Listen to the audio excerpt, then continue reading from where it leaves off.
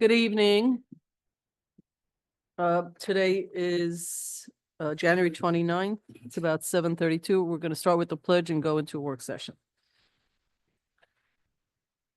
I believe it's to the flag of the United States of America and to the republic for which it stands, one nation, under God, indivisible, with liberty and justice for all. Okay. All righty. So we don't have to do announcements, but do people have announcements? I had one. Please. I just wanted to say that the opening night for this year's Black History Month exhibit at Bethany Arts Community is Saturday, and the exhibit will run for a couple weeks, I believe. Once again, it's been curated by our village historian, Joyce Sherrock-Cole, and I can't wait to see what she's done this year. I always learn a lot. So that's happening. So everybody's encouraged to attend. I was going to talk about that. That's good. No, I'm glad you said that. Pat, anything? No. Okay, great. Also this weekend is Eagle Fest, which is held at Croton Point Park. Just a reminder to all the folks in Ossining, Croton Point Park is a county park. It's for all of us. It's not specific to Croton. That's one of the reasons we always bring it up. In the summer, there's swimming, there's all sorts of activities. It's right off the train. So we encourage people to use our county parks. In addition, the Eagle Fest is really a one-of-a-kind event. It's a great education piece. If you haven't seen it, it's really worthwhile. And we also like to talk about T-Town because their address is actually in Ossining. They have beautiful trails for people that want some peace and quiet and want to take nice, beautiful walks. But also they do a lot of work with our youth bureau, with Open Door, with Ossining Children's Center, and I'm forgetting another group. I think I mentioned the youth bureau. Anyway, they do a lot of education programs. With our school, with the little kids from the school.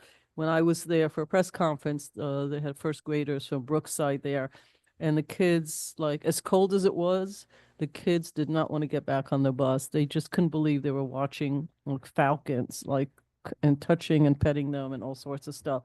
So it's really cool. You know, it's a really cool time. So please see that. And that is on February 1st.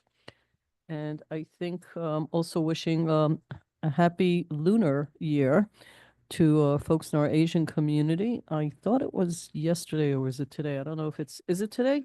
Well, then happy lunar year. It's the year of the snake, which I think is a very prominent symbol in that culture. So for those celebrating, enjoy. And now we can move over to the village manager. Oh, yeah.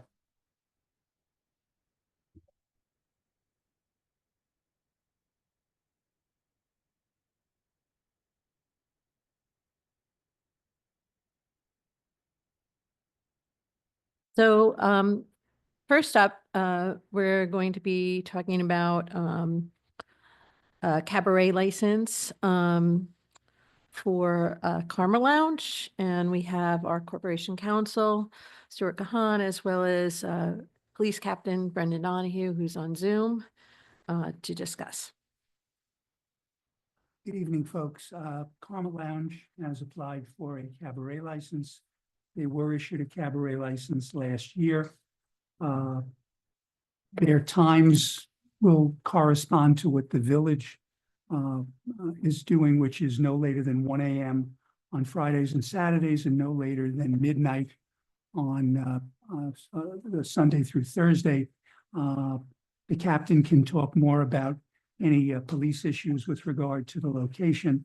The only thing I would note is that with regard to the types of entertainment, at this time, they would only be permitted live music, live instrumental music, and what they're referring to online music, which would basically be tape music.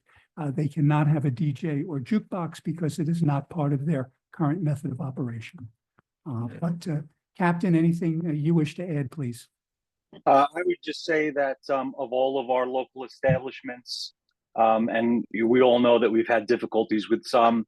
Karma has made an effort to follow regulation and state and local law.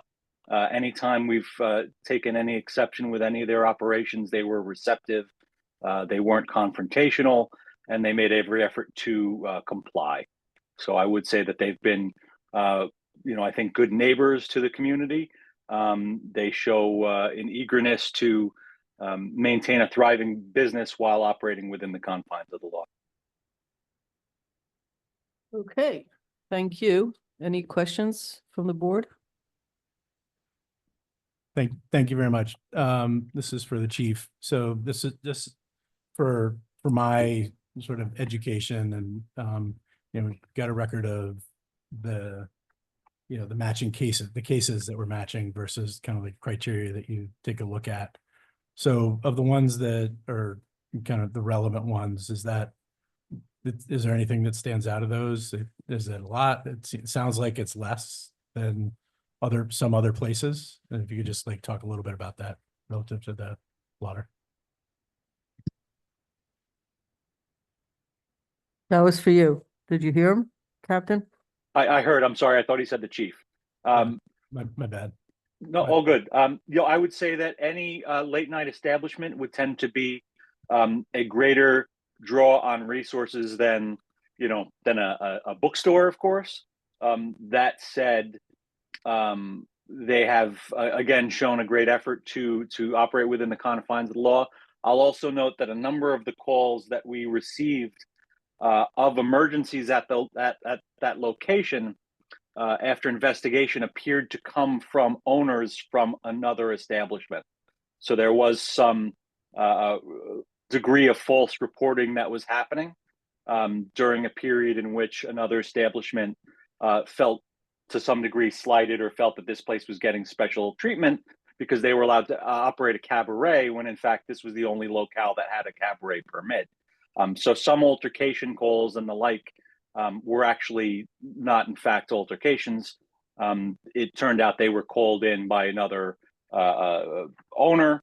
We would or potentially could seek criminal investigations into that. But obviously we all know that there is sometimes a gap between what we know and what we can prove. That said, a number of those calls were very clearly not factual and were called in from the same numbers, for instance. So, we know that a lot of those altercation calls did not actually turn out to be factual. I actually had the opportunity to do a protracted foot patrol on Croton and Main Street this past week and stopped in unannounced to the business and found that it was operating within confines. A concern that we had been addressed. And again, in the past, concerns that we had regarding licensing of security staff and the like, changes being made to the New York State method of operation to coincide with how they're operating were quickly acted upon. And I can say that they're the only nightlife establishment in Ossining that we had any issue with that responded by fully complying and by having their state method of operation changed to coincide. Generally, we have a number of establishments that have always complied with the law. We've had some that did not comply with the law, and when they were called on that, they would be very argumentative and really made no effort to comply. Karma is the only one that we found occasionally that was outside of where we'd like them to be, but immediately took action to remedy that. So I do give them credit for that. Thank you. That's a very helpful context. Anybody else? We're all good? Okay, If the board is agreeable, we can have a resolution next week issuing a cabaret license to Karma Lounge. great. Thank you. I think we are.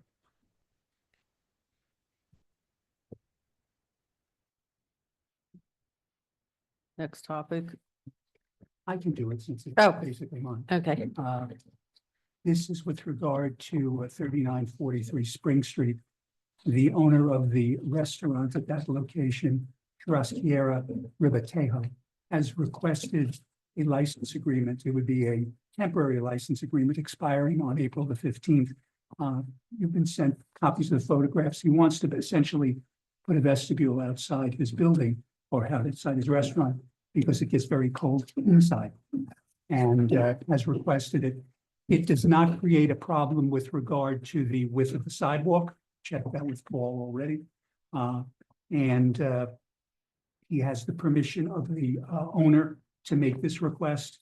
And that's essentially what it is. I've provided you with a photograph of what the vestibule looks like, survey, as well as a handwritten drawing from the owner indicating where the enclosure would be. But again, he would only be requesting this until the 15th of April. Do we have anything like that elsewhere?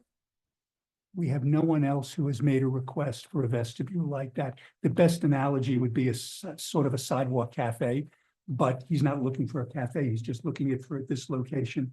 And this is something there's been an issue with this for a couple of years.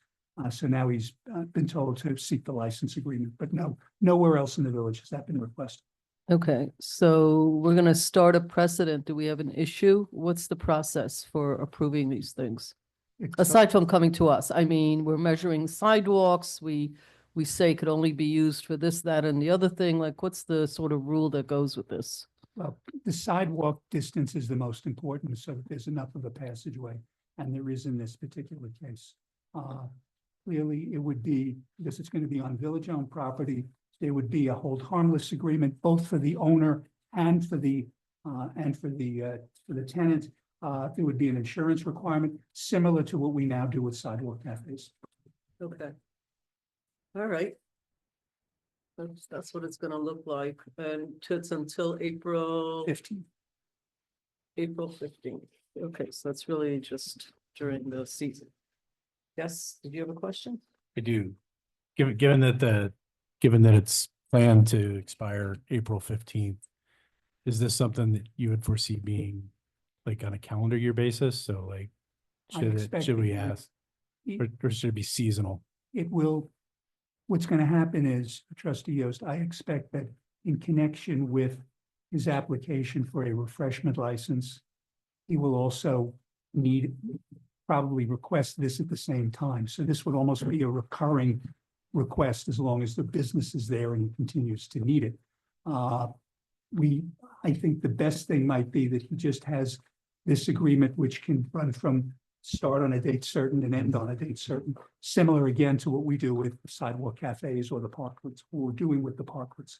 But I would expect that this will be, it would be an annual request if he had to keep coming back to the board. Hopefully it can be done so it does not have to be an annual request. As long as I get, updated insurance information each year, it would not seem to be an issue, and the vestibule remains the same size as it is now.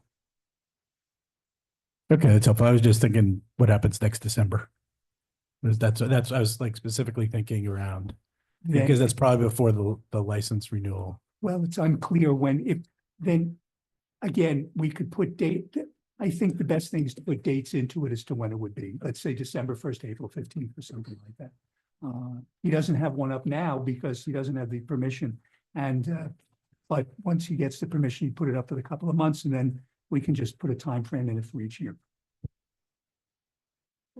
I mean, I wouldn't put it up too long because these things break every time you take them up and down. And it's one more thing we have to manage and control that is not natural to the area. And then everybody else starts doing it. So now you've got this walkways that you have to measure. It's a lot of work for our folks. And you want to make sure that it's as short a period of time, not as long a period of time as possible. And it also starts looking pretty raggedy, which is why people don't do it in the first place, right? And so it's an accumulation, but I certainly think it's worth trying for a limited amount of time. You left the room. Do you have any questions? Okay. It's pretty commonplace in the city. Yeah, but we're not the city, and I'm not sure that it's so great in the city either. But it's a totally different environment there. They do a lot of things we don't. All right, so I think we're fine Okay. with this. That's the way it's going for me. I'll have a resolution for next week. Thank you. Okay. Before we go to the next item, I was just waiting for trustee Fritchie to be here. There's four of us. The deputy mayor is not, able to attend tonight. So, I wanted to just sort of make, a little bit of an announcement, not an announcement, but just an update for folks that are asking us, their representatives, for some answers to some questions that, affect this village. So there are two issues. Number one, we have gotten, and I shouldn't say we have gotten, questions about, since President Trump has come to office, there has been mandates about immigration that have been pretty public, and, some executive order, some is just commentary, some is in the form of, activating different federal agencies, et cetera, et cetera. You can follow the news. I don't need to do the news piece here. But in our community, this has always been a very diverse community, forever and ever, way before most of us were born. And so I think it's one of the selling propositions, actually, of this river town. And we have folks coming here from all over the world, always have, and I'm hoping always will. The Chief Zimmerman and I attended a public meeting at the school last Friday night. We were there for a couple of hours. I think other folks were there a bit longer than us, and Trustee White also joined us from the audience, I guess. She was there, and Detective Chavez was there. We had a interpreter sitting next to me because this was really a high school event. We were invited for a panel discussion, and I needed an interpreter because one day Maddie and I will be learning Spanish this year. But until then, we need interpreters because it was all taking place in Spanish. So we have certain members of our community that are quite concerned about their health, their safety. We don't have any silver bullets and wonderful answers for you tonight. This board is creating and producing, as some other municipalities are, a resolution on how we would like our staff, and that includes our staff in its entirety, which includes the police department, and how to manage and deal with and support and help our community as they go through these sort of change in mandates and legislation coming from federal government. In our community, it's predominantly a Hispanic community, but it is not exclusively Hispanic. We have people from the Middle East, we have people from Europe, we have people coming in from Canada, we have people from all over the place. So I want to be very clear that this is not one group of people, it is many groups of people that live in our community. And we will be following the laws as we apply them to ourselves and our own behavior. The police in Ossining is a local police force that reports to the Board of Trustees. They don't report to the federal government, to the county government, to the state government. Within the law and within applicable laws, we will be coordinating a resolution, hopefully in the next couple of weeks, which I stated in my mayor's message, to address ways that we can help our immigrant population, their families, their relatives. We have many people who are immigrants who are married to naturalized citizens and to folks that are born here. So it's a pretty large crowd. Questions could be sent to BOT at the villageofossining.gov. I'm happy to answer questions. We are talking to advocacy groups. Problem? Oh, did I forget something? Or oh, okay. It was a very large crowd. I'm thinking it was probably about 180 people, not including some children that were brought in. The high school's doing a phenomenal job, but the high school is not under the authority or the purview of this board.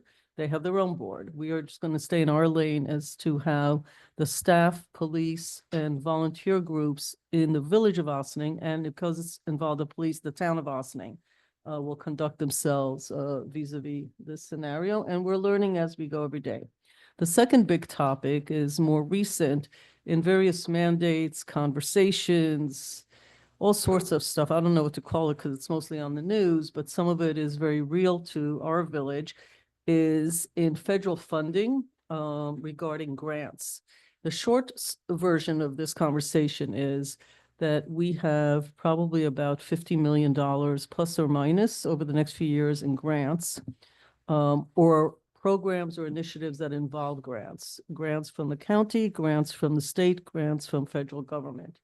We have very aggressively been looking at big, bold initiatives to really push this village into the 21st century and beyond. We're very proud of many of the initiatives, but many of them are dependent on multiple grants, and the grants have a trickle effect.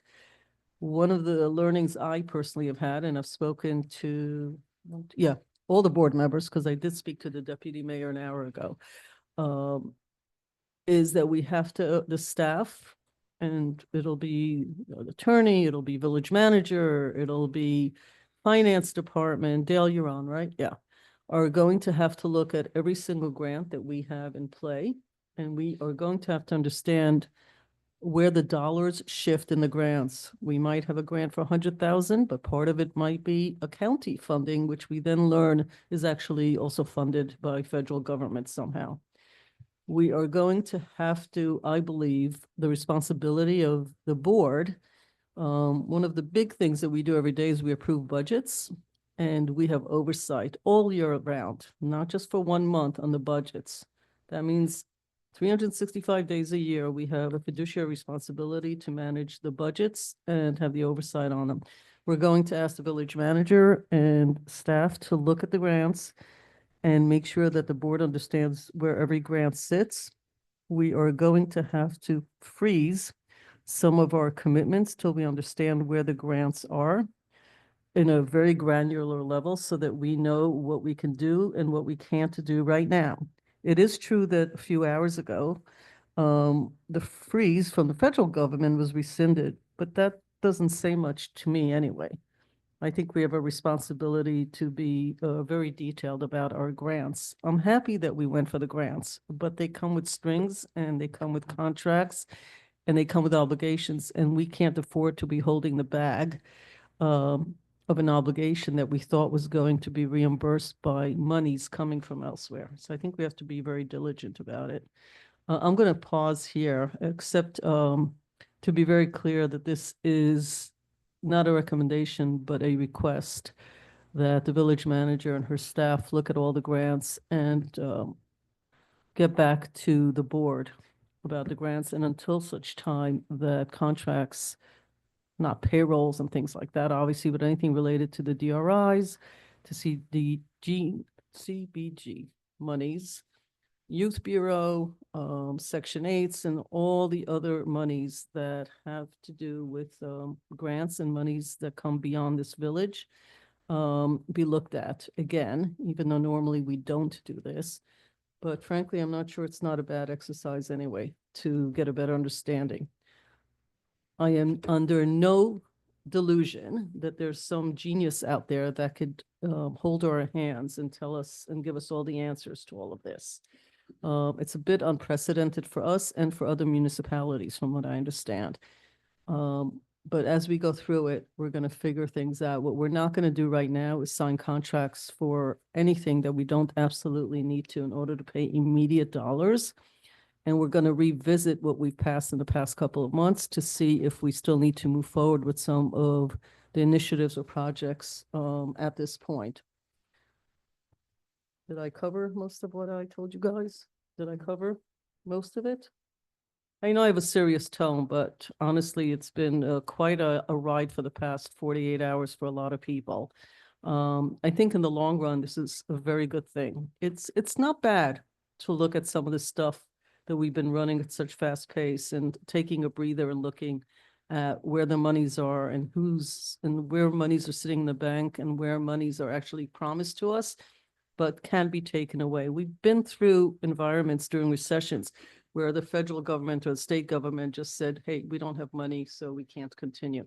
We always talk about Main Street and urban renewal. That was a great example of how the government just said, not our government, but state government, sorry, we're out of money.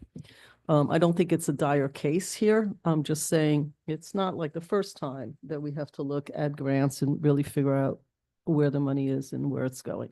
So unless there are other questions for now, this is a work session. We're not passing any policy or legislation. except that we do want to look.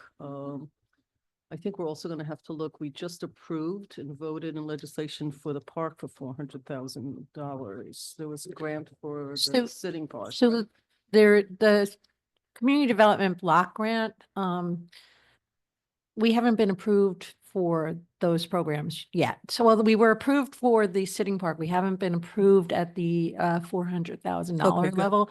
My guess is that that will probably take more time than it would have ordinarily, and these Right. things tend to take a long time in the best of circumstances. Right, The community development block grants are really funds directly from the federal government that flow through the county and the state. So no one that we have spoken to at any level of government, at the federal level, the local level, the county level, the state level, can give any answers right now, regardless of their party and their political affiliation. No one really knows what's going to happen, so we'll wait and see. As far as any of the other obligations for DRI any of the other grants, the amount of work that we've done is in the planning phase for mostly everything, and depending on the project, we're at various stages of planning. The planning dollars are the lesser amount of the grants. So I think at the very worst case scenario, we will have plans for things that we may or may not have to delay ultimately. But no bids, no construction, none of that is imminent for any of these projects, with the exception of the water treatment plant, which will go forward regardless of whatever grant funding is available, because that project is started and it's necessary. So we've already talked to our Dale Brennan, our treasurer, is on there, so we understand what we need to do to make sure that that project is funded responsibly with as little impact as possible on water ratepayers. But that is the only project that we are committed to. parking garage. The parking garage, we have the plans. The plans are almost done. We can bid it soon, or we can wait a year to bid it. It may affect the price. It may affect, a lot of things. I think that what's important to note that none of these, even in the best of circumstances, all of these grants can be rescinded at any time for various reasons. Usually it's an unprecedented, national or natural occurrence. So we'll have to just work with our legislators. We have, we've already put calls into most of our state and local and federal. We're in the process of talking to our representatives at those various levels, particularly at the federal level, so that we can make sure that in real time, there's information about the community that's nonpartisan, that is clearly indicates what the downfall will be based on some of the mandates. So we're want to be very clear that in our conversations, we're basing this on what's already been committed by certain entities, what they are obligated to do, what they have promised their constituencies to do, and what the implications are from a very practical, objective manner if it's not done. Okay, I still think we're gonna have to look at the DRI, just also for us to refresh our own memory of what our commitments are and what timelines look like, et cetera, Well, in a we, more coordinated yeah, way. For the board, I'm sure we you're can- aware of everything. we can definitely bring that up. I think that it might be good to get a little bit more information from the state, hopefully within the next couple of weeks, about their intentions and the degree. Nothing's ever guaranteed, but their degree of committing to things that were really funded in budgets that are now a couple of years old. Right, So- 23 is one of the Yeah, big years so, for us. I think that's, most of this is money that has been awarded and obligated in budgets at the federal and state level in years prior. So none of it's immediate funding we've gotten very recently. Okay. Any other questions? People? Okay. Okay. So, next up, we have, our Fire Chief, Luis Sanchez here, and he is, here to discuss the purchase of a 2025, a vehicle for, Chief's vehicle for 2025. So I will turn it over to our Chief Sanchez. Good evening. Good Good evening, evening. Mayor, and then the village trustees. Yeah, I'm here to see if you can grant me my Chiefs card this year or for 2025 or 2025 for purchase due to it is my moving office. We like to have a reliable car. I mean, we do put a lot of mileages on the cars every year. Plus, it usually, if you grant the vehicle, it usually takes the time for it to have the equipment put in, lettering, and usually like everything else, takes time to get the lighting and stuff. Usually, or some things are outdated and new stuff are coming in, so I'd be greatly appreciative if you approve my request on a new vehicle. Okay. I think it was put in TBD, right? Yes. During the budget process? Right, and it's fossil and not hybrid? Yes. No Why, hybrid. why is that? Do we know why we didn't do the Chiefs cars? Anybody? I thought we were switching I- the. You brought this up when Chief Scarduzio had his request in 2 years ago. And it was a flat no. The car is not meant, the duty of the car is, there's too much going on in that vehicle for it to be a hybrid. Just the amount of the lights, the chargers and all of that. So back then it was decided not to go hybrid and or electric. So that's why it's not put in as a hybrid or electric. So that car takes more than a police car, is what we're saying. 'Cause the They're police very cars similar. now- Right, so the police cars are now hybrids. I know you can't do electric, there's no way that's gonna have power for that. But the police car, we just are getting 5 police cars that are hybrid and they're also similar in style. Did you guys look into?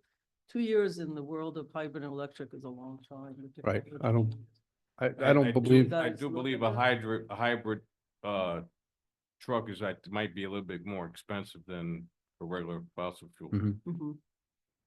So you looked into it, or you didn't look into it because you just believe that it's more expensive? No, it's because you can plug it in. So if I'm not, so thing is, if you get an electric car or fossil fuel, you gotta have to go to probably, I don't know, to my house to have everything hooked up to have it plugged in. If you're gonna use hybrid or so. that would mean, And plus you would only do it for 2 years because I'll only have it for 2 years and it will go to the next chief. And then you have to go to his house and have put the connection as well. And what car are we getting rid of to get a new car for you?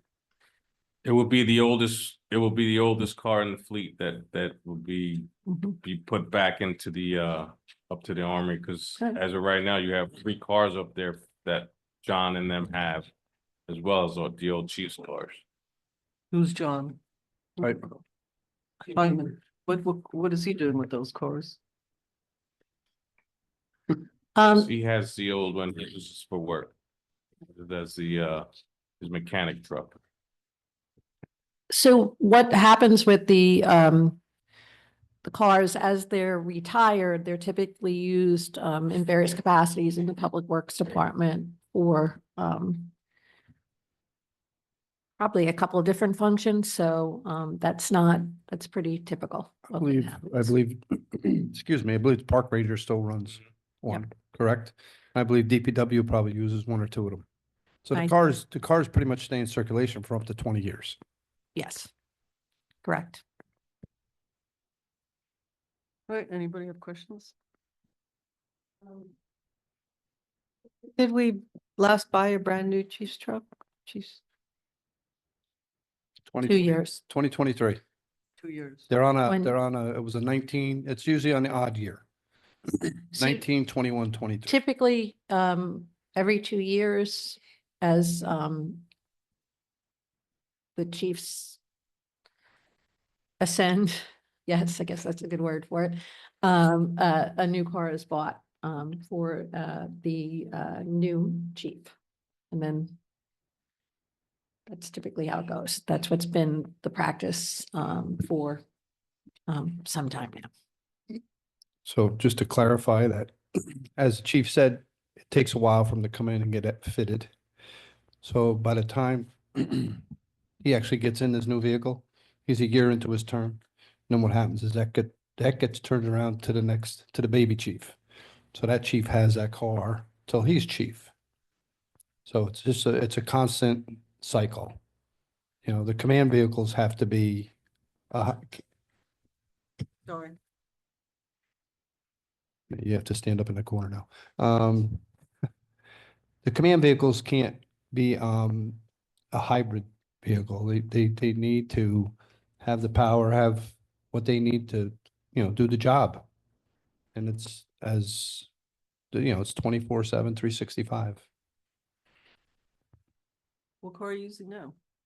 Excuse me? What car are you using now? Right now, I'm in the oldest one we have now. It's a 2019. Doesn't the last chiefs go to you or? Well, each right now, the chiefs? newest vehicle that we have went to the baby chief, so he'll be in that vehicle until his 6-year term, until the request for another vehicle. Okay, so I think where this got caught up, if you're asking why didn't we just do what we always do? Because this is becoming part of the fleet conversation, and we were supposed to also be notified what happened to the other 3 cars. This idea that we've got 3 cars floating around doing whatever it is that they're doing, it's not actually like a real answer. We don't know where some of these cars are, what they're really used for. You're caught up a little bit in us looking at the fleets in general and not continuing to do everything we've always done. Not just with your car, but with other people's cars, which Bob Fritchie is very much aware of because he's a big fan of revisiting the fleets. Not personal to you, but to the whole fleet. There's always a year where you have to sit there and say, we have to figure out where all these cars are, who's using them, who's taking them home, why we have so much mileage on some of these, very little on others. The village manager famously has almost no mileage on her car because she only drives it locally. Even though she too gets a car. But yet we have people with, tons of mileage on cars in a 3.2 square mile village, plus other things. You guys take them home, you guys use them for parades and, tri-state area, which is what part of the volunteer fire department does. So clearly you're gonna be putting a lot more miles on them.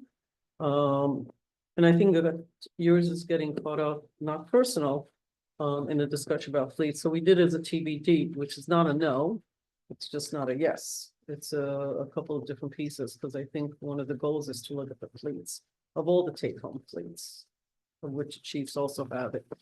Is anything happening with these cars under our conversation with LoSAP? Do you remember?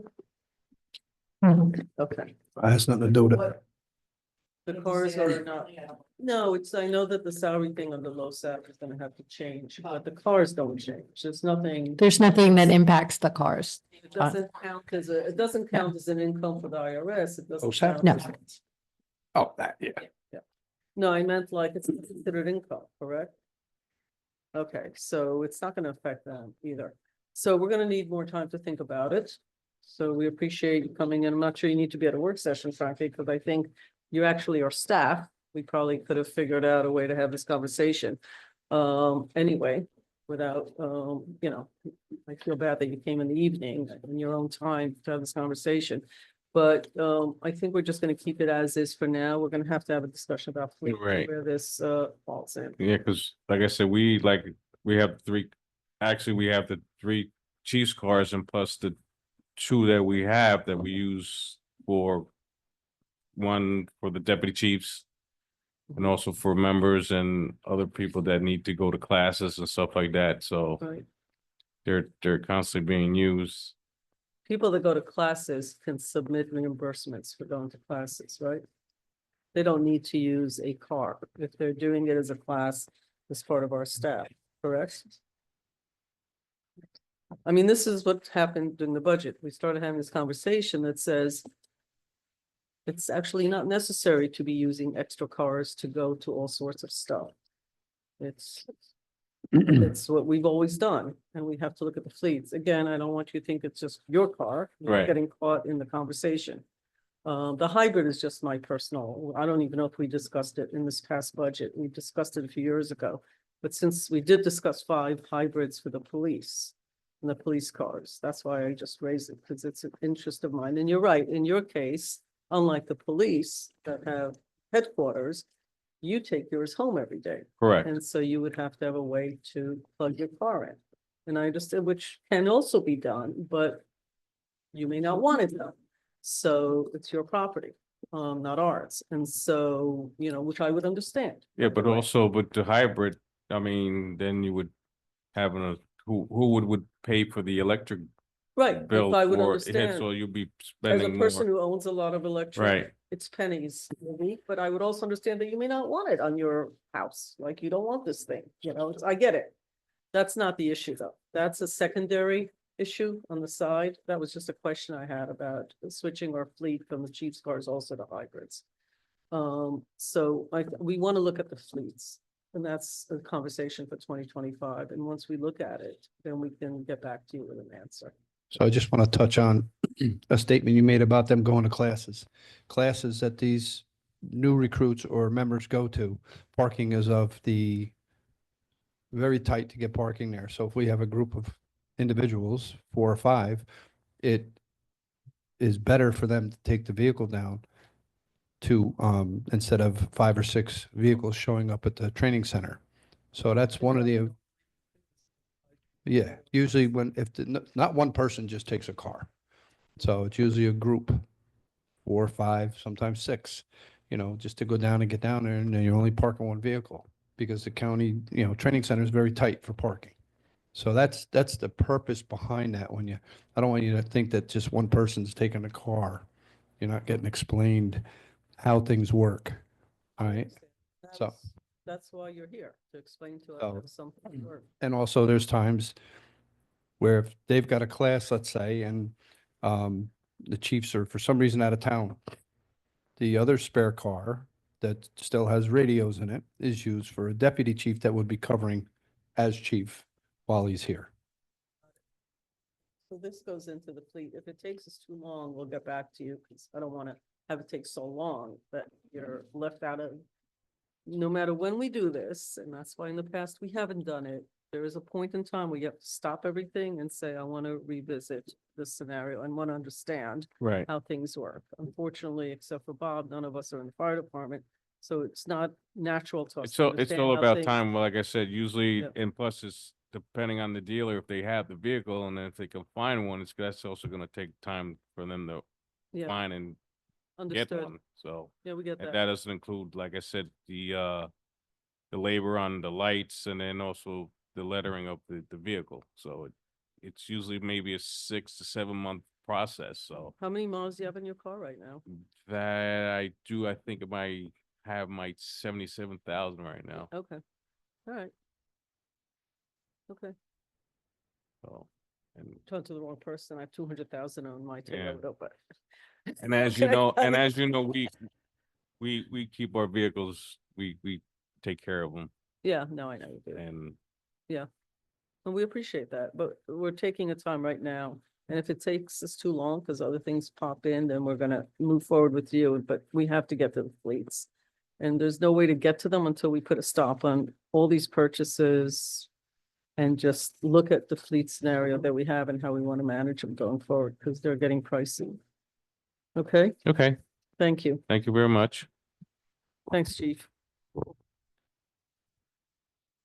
Okay. I told you didn't have to put your uniform on for this. Actually see him in uniform. make you feel good. You look good. Thank you. Have a good night. You too. Thank you, sir. Okay, next up, we are going to have the first of several items. under the planning umbrella, also known as the Valerie Menastra Maddie Zahat Show. But the first step is a review of the 2025 proposed work plan for code revisions. This is a project that we started a bit ago, looking at ways to update antiquated codes, streamline processes a bit more, make it easier for people, generally speaking, to be in compliance with those codes, as well as make it easier for staff to implement them. So with that, I would like to turn it over to Valerie and Maddie.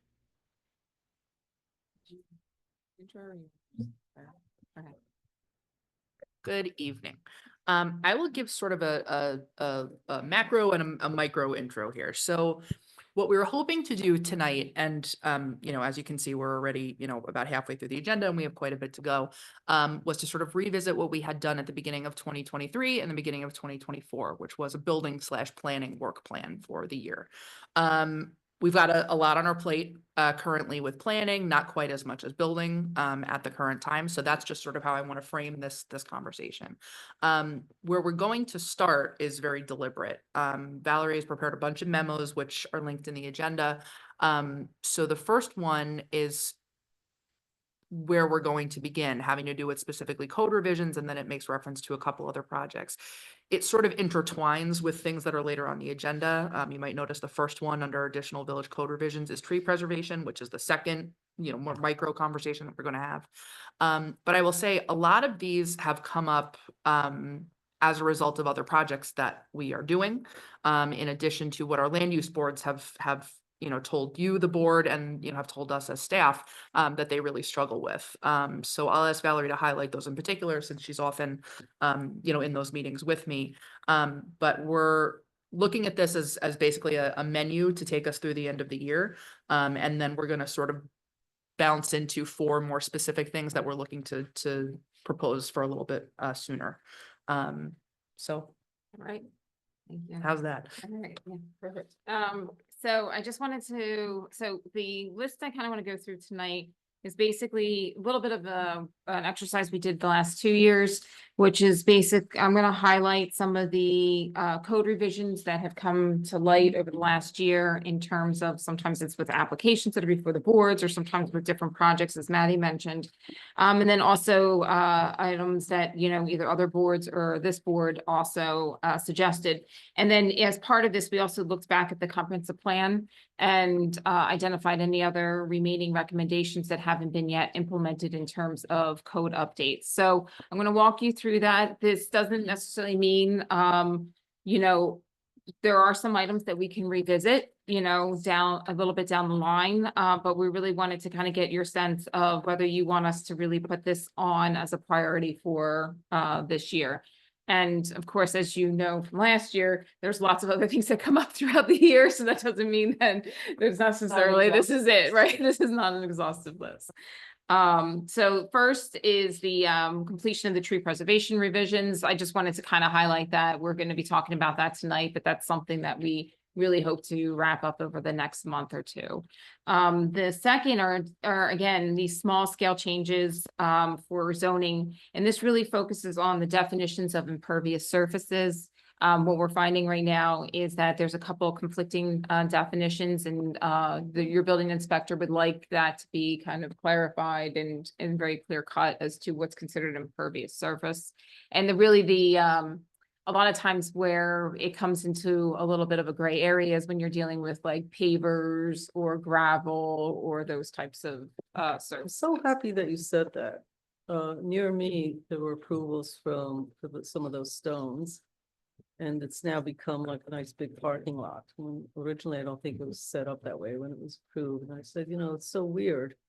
I can't tell if this is landscaping or if this is Right. paving.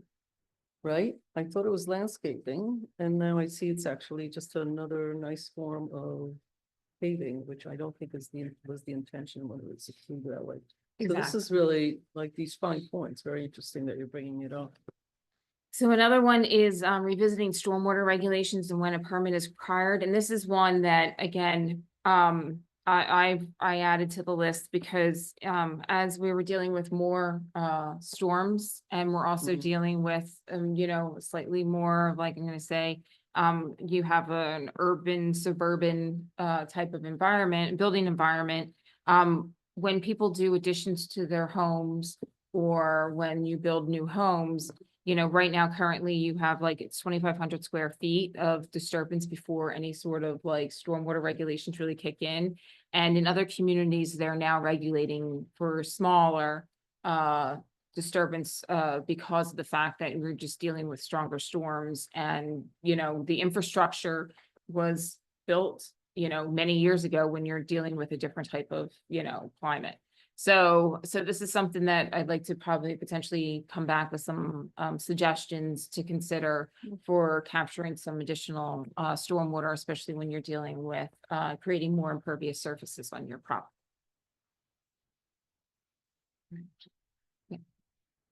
Is that, would that be focused on any addition and not, and like you, and single family homes Yes, that's okay. correct. And obviously the larger Right. developments that need site plans and all that. But- Right. Larger developments usually are captured in your current stormwater, but now it's really focusing on like, what do you do if you put on like an expand your driveway or you end up adding an addition or increasing impervious coverage on your property instead of just having it naturally get, you know, go down the gutters and then basically sheet flow that potentially capturing some of that.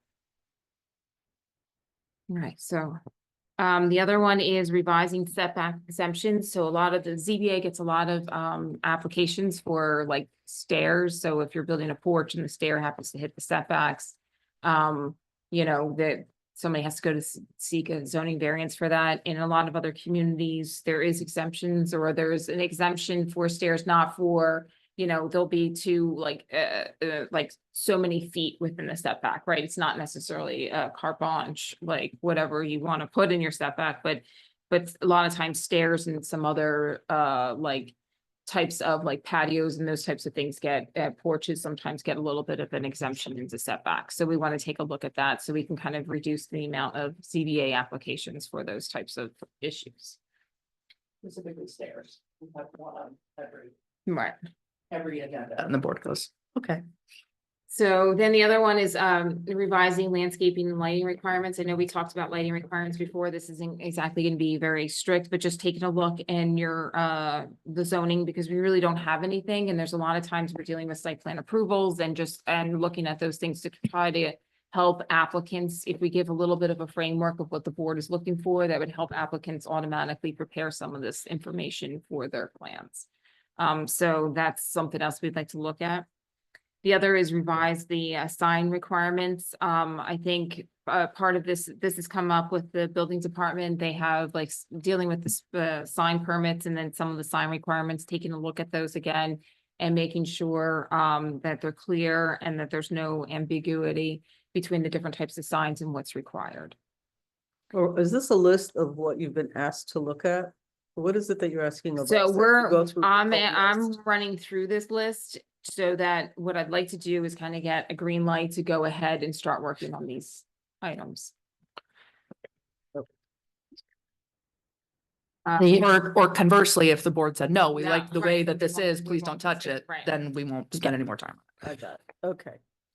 The other one is revised parking and area loading regulations. This isn't dealing with the parking space calculations. We already dealt with that, but this really focuses on we have there's again some contradictory in the code where you do allow for garages and you do allow for the driveway to be considered like parking spaces. However, there is language in there for no front yard parking. And so we just need to clarify that something like a driveway and a garage is allowed for front yard parking, but the concept of no front yard parking is taking your front yard and turning it into basically a parking area separate from like a driveway.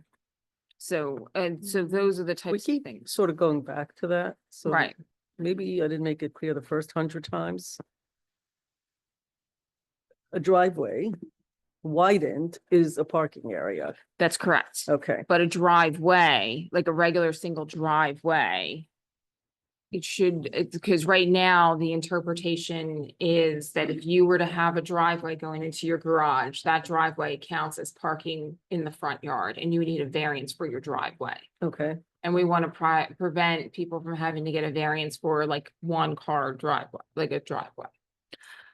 I think it's a little bit more than that. And speaking as someone who is newer to this certainly than Valerie and just sort of what I'm seeing, the way that the code is written now is being interpreted that putting cars on the street is a matter of absolute last resort. We want to make sure that the board is comfortable with the language that's there, because in some cases, the board may have preferred a car on the street than what ends up being front yard parking. So that's sort of, at least from where I sit, the genesis of bringing this back. It's not so much to your point, Mayor, like what is parking and what is not.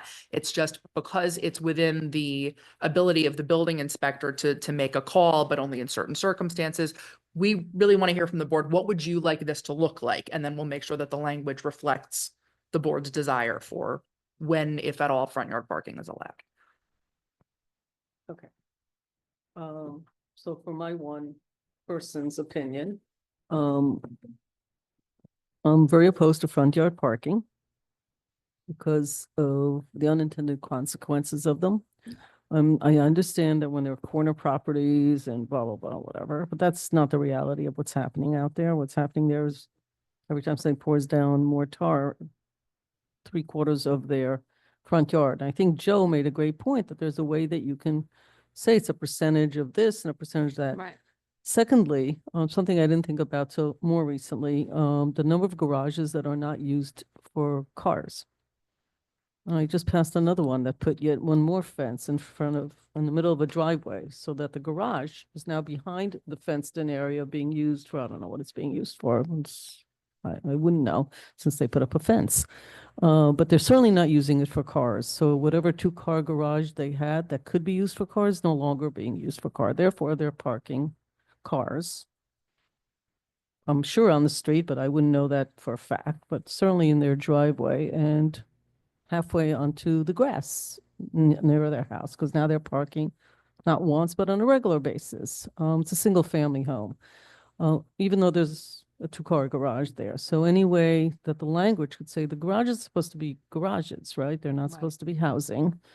Mostly, I guess they're used for storage. But if you have a 2-car garage, the assumption was when they're built, they don't have heat usually, they don't have whatever, is that they're actually supposed to be, you can use it for what you want, but you can't say you don't have enough parking when you have a 2-car garage and aren't parking cars in a 2-car garage, right? Right. You can't then say, I need more parking spaces because you're not using what you have. And Joe had made a great point probably a couple of years ago that, the length, the width, all of this stuff equals certain number of cars. And in some communities, they actually limit the number of people in the house by looking at limiting parking. Right.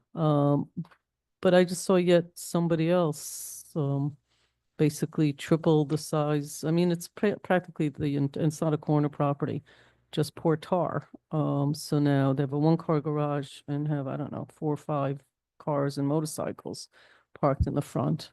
So how you prevent that would be Right. the end result, right? The Exactly. use that garages are garages. They're supposed to be they're supposed to be maintained also. A garage the roof has to be in the right condition, even if they're detached. Yeah, so those structures on a number of our streets, the doors are all broken up, the roofs aren't being taken care of. So, there might be cars inside, there might not be, I don't know.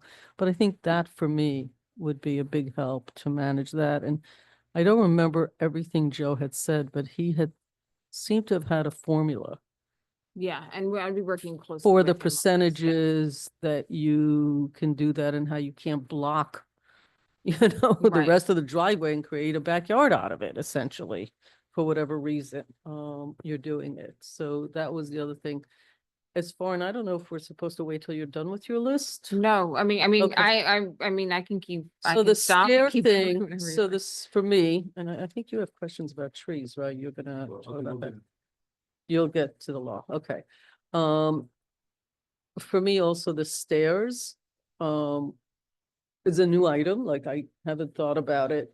And it's not just our community, but the use of building in extra stairs or widening my patio, therefore I need stairs, when in fact what you're doing is building stairs for another apartment in your house. That's what the stairs are actually there for, not because you built the patio. But having said that, I haven't seen enough of the cases the way you have to use that as data points. It's an opinion, not data points. My first discussion about driveway is absolutely based on data points. The second piece is just this enlargement of patios and extra stairs seems sort of interesting to me, that all of a sudden we have a boom in need for staircases, not, unless you're telling me it's been like this for years. I don't know. I can't speak about for years, but I'll say in my experience, and perhaps Valerie and Stuart, see things differently. Most of the time when someone's coming to do stairs, it's because they have a property that either they just bought or have, for whatever reason has fallen into disrepair. They need to take down the staircase because they're in very poor condition and rebuild them. Unfortunately, now you're building into, if it was pre-existing that way, then the stairs are just the stairs and no one's going to bother you. But if Right. you have to tear down the stairs and then put them back exactly where they were, now you're subject to the zoning Okay, requirements. I did not So- understand that. Because in you're the talking first about within the instance. 30-foot setback. Correct. Yeah. Right. So even though the staircase has always been there and they're just rebuilding did it understand. safely, Yeah. because now there's a zoning, element added on to the project, now they have to come before Okay, the zoning so I board. didn't understand that's where you were going with that. So now that you've clarified that for me, I understand. So Stuart, is there some, excuse me, is there some way of folding this into the administrative authority that we have given the building inspector to alleviate If the. these things coming to the zoning board? If it's a replacement or, If it's within 10%, 10%. it can be done right now. right, which it should be. But he Correct. says it could be done right now, actually. So Yeah. basically, these kinds of requests could be done to Joe and not go to the ZBA. They would have to be. Right. you'd In have other to- words, if the variance is within 10% of what they're basically, the setback, for example, they could follow the administrative procedure. Right. Going through the building inspector without having to go through the full board. And we do, but I think if in fact, this is a house that was built in 1920 and this is the first time they're replacing the staircase, it Right. may be far beyond the 10%, not because they're changing anything, just because that's the way it always looked. I think Joe makes an active effort to try to dispense with things, to his ability, that fall within that window. But if perhaps the board would want to give a wider latitude, specifically for stairs as a carve out, maybe that's an alternative too. And just on the driveway, the interpretation that you're saying of the driveway going to the house, you're telling us, or the interpretation is that we're parking in the front yard, which I have an issue with, because if you have a driveway going to your garage, it's not your front yard. If it's going to a garage, it's your driveway. It's not front yard. You're not throwing a picnic there. It's your front yard. I don't But know I think that. the interpretation, Well, I think it's exactly the point. I don't know that I'm taking a position, or Valerie nor Stuart. no. I think what we're saying is, board, what would you like this to read, so that we can make sure we're all on the same page about what is intended by what's written in the code? Because I think at this point, we're interpreting based on what's there. If the interpretation is coming out wrong, it might well could be that the code needs to be right, tweaked. we could just clean that up. Yeah. And I'm pretty sure, That's what everybody- they're suggesting. pretty sure everybody knows my stance on parking in the front yard. I do like your look-see into the materials. I think over the decades, things have also changed. Ironically, from an environmental point of view, pavers are actually better than others, but the way people are using them and then saying it's not really for my car, it's really for my family to hang out in, but it's not actually, because at night you're parking like 4 cars on there. Right. Because they can hold the car tires without ruining the landscaping. But environmentally, they're actually better than concrete and other things. So I think when you write these things, it's very tricky, Yes. because the unintended consequences, and I understand what Maddie's saying.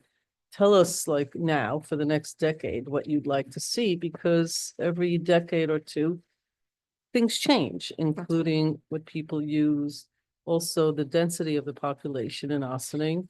has also changed, as it has, by the way, in so much of New York. This is not an Ossining issue. We live on hills and my neighbor's stuff that he or she does affects me. And our job is to make sure that what we allow people to do, that we look at how it affects their neighbors. So water drainage is a big, big, big deal right now. And I think we'll continue. So I like where you guys are going with it. And hopefully you're getting some answers Yeah. that you need. I'm thinking. Yes. Well, once you've explained, I think it's important to also understand what we're doing, and Joe has some ideas as well.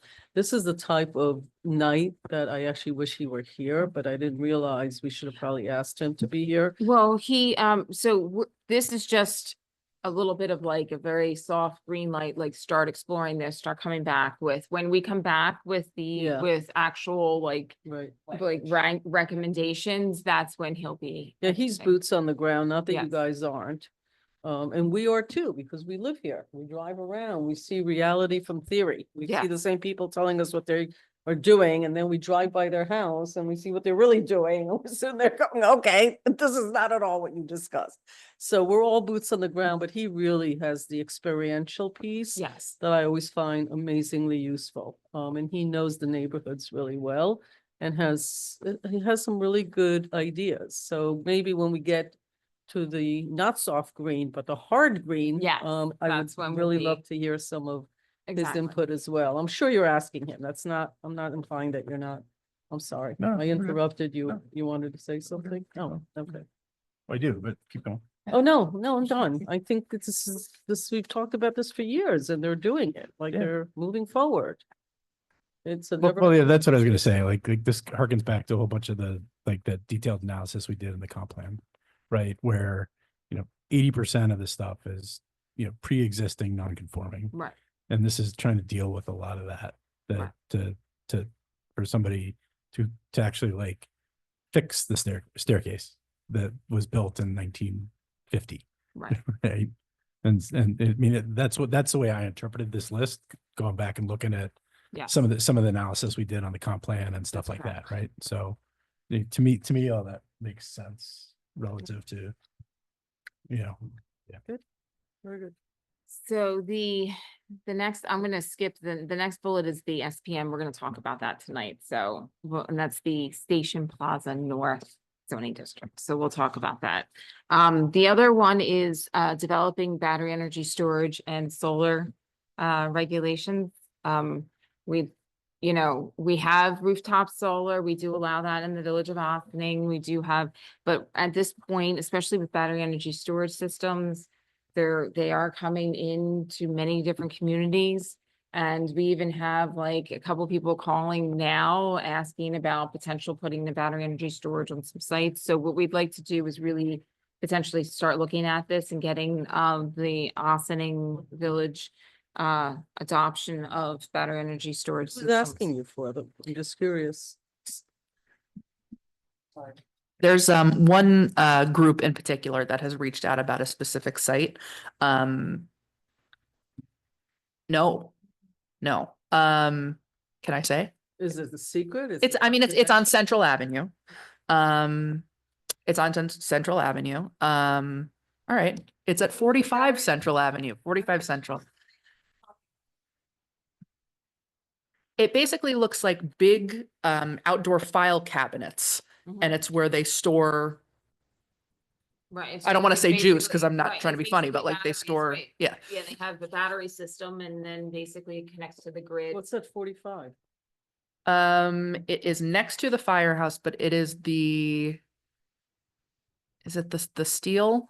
So- Ironworks. So right now, a lot of these battery energy storage companies lease property from like larger landowners and put it. So for example, in the town of Ossining, St. Augustine's has a battery energy storage system on its property. So St. Augustine's. So It's a what business. it is, It's not for them to light up their church. no, They're, and do they pay taxes? Right. Is this a revenue that pays taxes to the village? well, it is technically, I mean. Well, it'll be an assessment, an Right. added assessment on their property, and they're being compensated for that by the Right. lease agreement from whoever's leasing the space. Property owners making money off of them being. They'll put this on their property.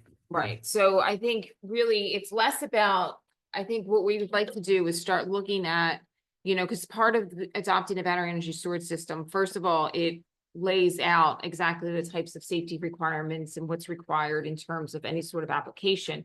But it also allows for the village to identify which zoning districts you want to have battery energy storage systems and how large of battery energy storage systems, right? And so this is something that, because right now, technically, your utilities, definition, some of this could start falling into that. And you have, in your zoning district, you allow utilities to be located in pretty much every zoning district. So what we'd like to do is redefine what utilities really is, and that battery energy storage becomes like a separate category in which it gets a little bit more controlled and regulated based upon what this board wants to see and where they would want to see these types of systems.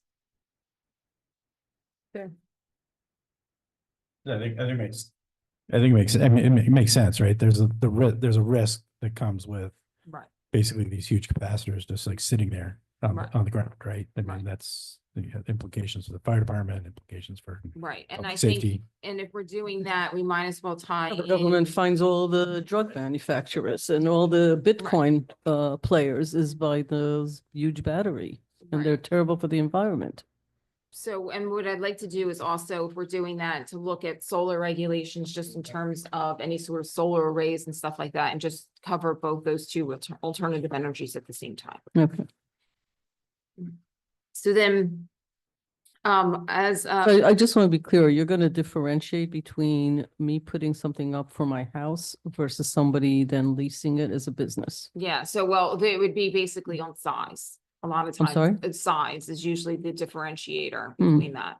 You're never gonna have a system the size that's in St. Augustine's for your own individual home. But that would be that size would be something where it'd either be leased at another, or technically, if it's a large, if it's a manufacturing or some other type of situation, that they could use it for their own purposes too. But would be a much larger type of situation as opposed to an individual residential home.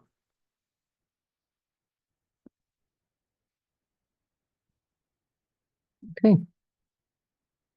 So the other thing we're gonna, this is something that Maddie, you want me to myself take and this one? Joe Okay. are gonna be looking at, is reviewing and revising the building permit fees. Do you want to touch on that? Yeah, so this is something that I know that the building department has brought up a couple years in a row since I've been involved. And we haven't really had the right information to be able to package it to make the point that I think we were hoping to. There's a couple different things going on. Most of the communities in Westchester County, I shouldn't say most, many, charge a different building permit fee based on the kind of construction you're doing. So if you're building residential, it obviously is smaller in scale. It requires, less sophisticated, outside consultants. And so your rate is X per $1,000 of value that you build. Now that we're seeing in our community quite a bit more commercial development, and commercial, not just grocery store and that, when we think commercial, it's, 3-4 unit, residential structures. The type of reviews that we need are becoming a little bit more sophisticated. So for example, if you're building a one-family home, you don't really need to go through the gymnastics of getting site, engineers involved, to the degree that you would to build an apartment building. Similarly for, structural engineers, that's not really something that's necessary. So in some communities, the rate structure is bifurcated. So again, if you're building small scale residential, you pay $5 per thousand of value. If you're building something that requires a lot more scrutiny and a lot more eyes on it, there's a differential there. So instead of paying 5, now you're paying 7 per thousand or something like that.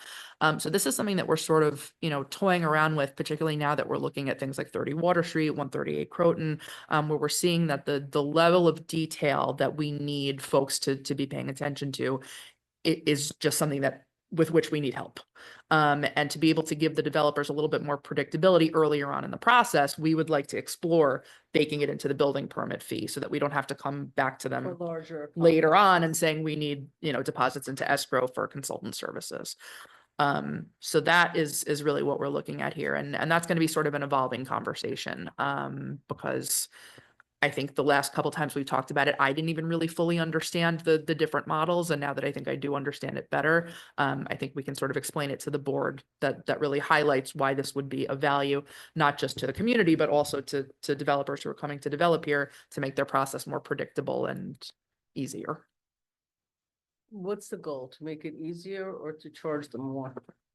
It's not necessarily to charge them more. The difficulty is that if we come to a developer after they've already decided how they're going to build their building and we have a budget of $5 million and this is what we're doing, and we come to them later on and say, okay, but now that you're building this building, we need assistance on our side to make sure that you're doing it safely. So we need you to deposit another, X amount of money. And Right. because it's late breaking news, that kind of puts a wrench in the works for them. So this certainly isn't like a cash grab. I think we're talking an incremental difference, but the rate differential would be enough that it would cover that consultant fee without having to come back a second time. Would it be a fair statement to say that if you look back at the last 5 years with the development that's been going on here, market rate and affordable, that it has been more intricate, more expensive. Expensive meaning that there's not enough staff on hand. So you have to have consultants, you have to have all these other folks.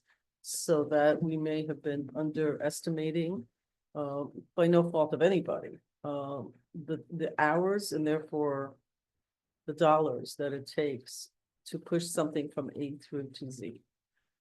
Perhaps. I think we need to research this a little bit more about how our peer communities are doing it. Because in the, preliminary discussions that I've had with, some of our, communities that we work with on, other policy issues, it is not uncommon to do things this way. Not every, you don't want to pay a structural engineer to be on your payroll 365 days a year when you only really need him or her for 10 weeks. So this is sort of a solution to that. You're only paying for the service as you need it, and then it goes away until you need it again. So again, this is something that, was sort of a later breaking conversation among, Joe and Valerie and Karen and myself, and Stuart, just sort of trying to determine how we could do this in a way that, again, is a benefit to the community because we're covering our costs appropriately, but also allowing for that predictability on the development side. Got it. The next is the New York stretch code. This is something that we wanted to kind of get a sense if the board is interested in investigating this a little bit and considering, its potential adoption. It's been out for a number of years now, and a number of communities have adopted it, others have chosen not to. So this is something that we can bring back. We can even have somebody, come and talk about it. I know NYSERDA does a presentation on it. So this is something. What's the deal here? It basically requires additional energy efficiencies and energy upgrades as part of any development, construction that takes place in the village. What does the developer get for that? They don't get anything. It just becomes the Right. law of the land that they need to build with Right. more sustainable It materials. just lifts, ups the rigor that's needed for any Right. improvements. And what municipalities are doing it now? So, locally, I know the town of Austining has it. I think Many of the river towns Right. adopted it. NYSERDA was giving a $50,000 bonus a few years ago to people who were early adopters. And I think that sort of, got a lot of people to do it. Now, we've sort of passed the ability to do that. I think when we You brought have it to up. keep, like, municipalities. Yes. Yeah. Okay. I think when we brought it up at the time, the board was not interested in pursuing it, for a variety of reasons. Now it is our understanding that New York State is likely to adopt this as their next version of the code, so we may end up getting it anyway. But it's complex, so certainly worth getting a look at it now, for if it eventually becomes the law of the land, then we'll be prepared. Otherwise, if we want to adopt it early and try to get out ahead of it, we can do that too. Okay. Well, I'm for any of these type of things, especially as I look out my window and see. Mayor, can you lean into the microphone, please? Yeah, especially as I look at what's happening to water mains and all these other environmental pieces as the, weather goes 20 degrees up, 20 degrees down. There's a lot of issues with the environment in these river towns, all the way up and down. So I think that makes sense to investigate it, to see what's going on, what others are doing. I'm sorry. I think it makes sense to take a look at. I mean, when the stretch code came out, I dove into it pretty closely, and like there are very substantive differences in terms of what's required. And the way that I read it was that, like, if you touched a part of the house, it had to be brought up to code, no matter what you're doing. So if somebody like did work on a particular part of the house, you know, like, okay, you gotta like blow insulation into the entire roof that wasn't there before. You have to, you know, do insulation in the walls that wasn't there before necessarily. And so like, it's, my read was that it was fairly substantive if you were doing small changes. Right, and we can, and that's the thing, so because you're not, some of the, as Maddie mentioned, some of the early adopters, you had to adopt the whole thing, or you can, right? But we might be able to even take a look at certain pieces as well. I think it's important. I mean, you can't make it unaffordable to fix things. Right. Right. Because then nobody will fix them. And Right. then we're back to the same conversations we keep having in old river towns. So somewhere there's got to be balance that says, you know, this is the right balance, right? You can't make things unaffordable for people to fix and then have them fall apart, but you can't also ignore changing environmental needs and codes that have to be, you know, wiring from everything to, you know, it's endless, really. Right, All right. okay. I mean, well, you're not setting policy yet. You're No. just researching and So- seeing what we can do from a balancing point of view. So the next Can I ask a three, question? Do the Sure. codes go by house or do they go by years? Can you set up codes that say for structure pre this year and post that year or whatever? Or do you know how that works? usually it's the extent of the construction that's taking place. So you Okay. could potentially, I mean, in a lot, so it might be like a certain type of substantial rehab, and you can define that, or it might be a certain Or addition. you'll look you into know. that. Okay. The next three are comprehensive plan recommendations that have not yet been decided by this board in terms of whether you want to move forward with them or not. And the first deals with revising the S75 zone to reduce the large degree of pre-existing nonconformities and reduce barriers for property owners to improve their homes.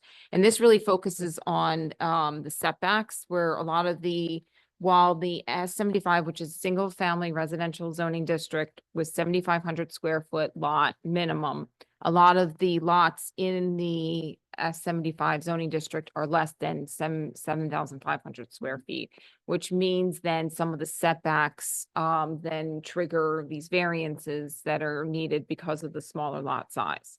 So the recommendation was to take a look at that and see if there's ways to alleviate some of those constant area variances that might be necessary in those smaller lots. How many lots are we talking about?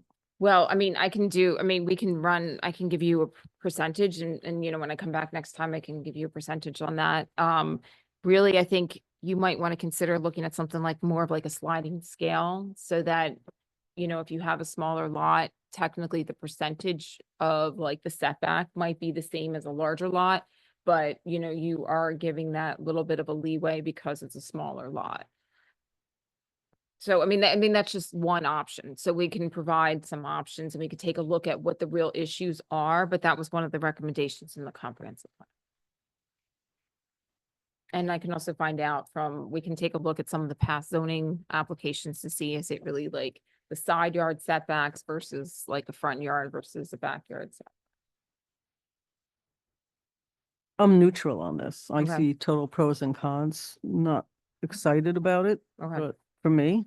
So we can put this on as like a back burner kind of conversation. You know, yeah, I'm neutral on it. I think, oh, I'm sorry, go ahead. I was gonna say, like, this is part of the analysis we did for the comp plan, and like Yes. if you need the original analysis we did, like the PowerPoint and everything that went with it, I've got that still, right? But I think in the S75 during the comp plan, I think there were about 1,200 parcels. And, you know, and if I go back and I look, it was, sorry, 1,100, it was about 1,100 parcels, of which, you know, 84% were non-conforming due to, you know, most of those due to lot size. And it was a snap change that was done when the code was put in place, kind of back in, you know, 1960, like overnight, they all became non-conforming. And so, you know, for me, I'm in favor of like taking a look at it and seeing what makes sense. You know, especially if that was one of the things that came in the comp plan, right, Yeah, from that. it was one thing that some of the trustees disagreed with, the Yeah. conclusions of the committee on the comprehension plan, Yeah. comprehensive, which by the way, we're gonna have to redo pretty soon too. And there were a bunch of other things Yeah. that came out. Not of the everything was draft. in agreement Yeah. in that, and there were committee disagreements, et cetera. So I just want to be cognizant of the danger of data Yes. retroactively Mm-hmm. embedded. But I'm neutral on it. I'm not excited. I mean, you have some exciting stuff there. This ain't one of them, for me anyway. And I think also the reason that this is coming about, you know, we're in 2025, the comprehensive plan process, the last time around started in 2020. Best practice says that you do a new comprehensive plan every 10 years. So we're halfway in. And, you know, there's a couple recommendations here Yeah. that, you know, we thought, and particularly the next two, frankly, Well, that, you've already had yeah. recommendations based on some of the stuff. I mean, it's a big plan. It was done rather quickly. You know, it's not all unanimous. A lot of committee work is committee work. You know, Okay.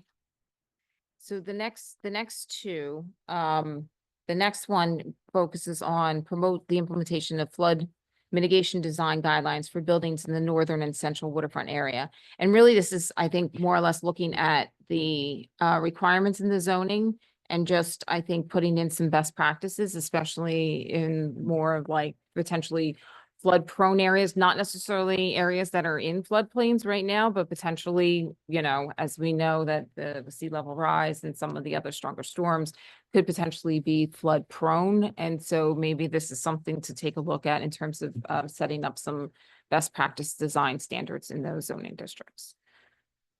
I mean, I don't know how one says no to it or one says yes to it. It's Right, like, it's I'm just not quite something that- sure right, what this it is- is that we're doing. Right. Well, that's part of like, I'm gonna say, I don't really know entirely what you're doing right now because part of it is taking a look at those zoning districts and figuring out and diving a little bit deeper into that comprehensive plan and trying to get a sense of what exactly is that they were anticipating or thinking of, but some of it could just even be some general like best practices in terms of additional stormwater requirements or certain types of like, you know, you're not gonna want to have certain utilities on your first floor that are prone to flooding, like those types of things. So those are things that we could take a look at and to incorporate into the zoning.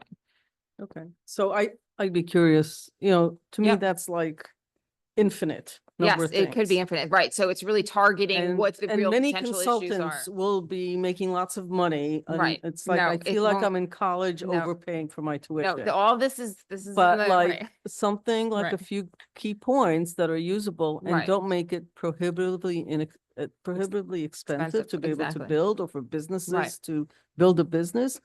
But also we understand, I mean, we see every time there's a major storm, like the smart ones don't park their cars like too close to the water. Right. Don't park up the hill because they already know. And that's in all the river towns, right? So, you know, I'm trying to like, you need to sort of come up with some key points. Yes, because absolutely. And that's what it's we'll like come back. security and a lot of Yes. other issues. It's endless. It is endless. Okay, and so I appreciate the work, but we gotta like get our arms around, like, what are your 5 top items that you're thinking will significantly change something in the next 10 to 20 years? Exactly. And that's what we want to come back with Right. you on this. But if you said we're not even interested in having this conversation, then we wouldn't.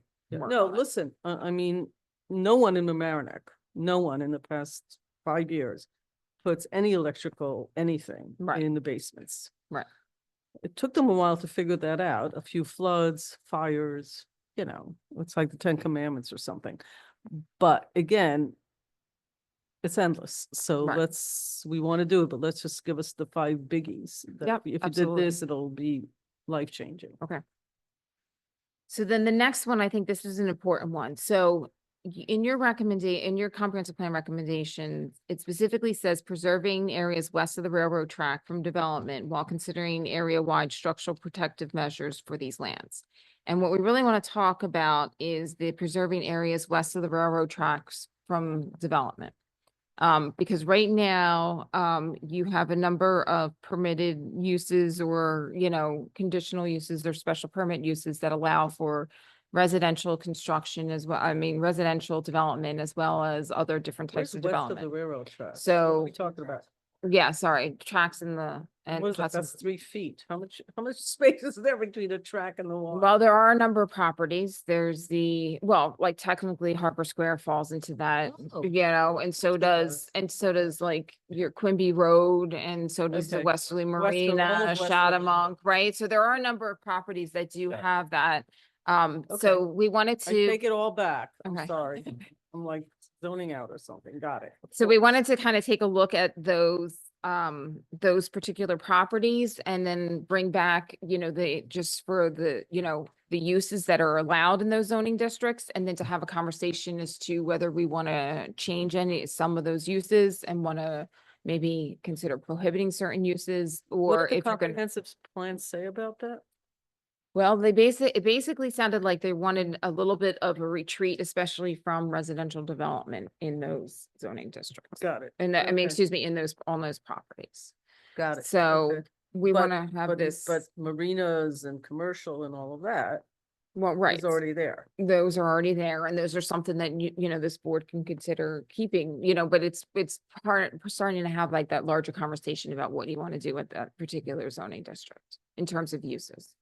Okay, but they did do that in the comprehensive, because when you say, I don't want anything done, you've actually made a statement of what you want. Well, they did, but there was no zoning that implemented it. So whether the statement was there or not, it really is now, do you want to do implementation of that particular Got it. recommendation? Okay, all right.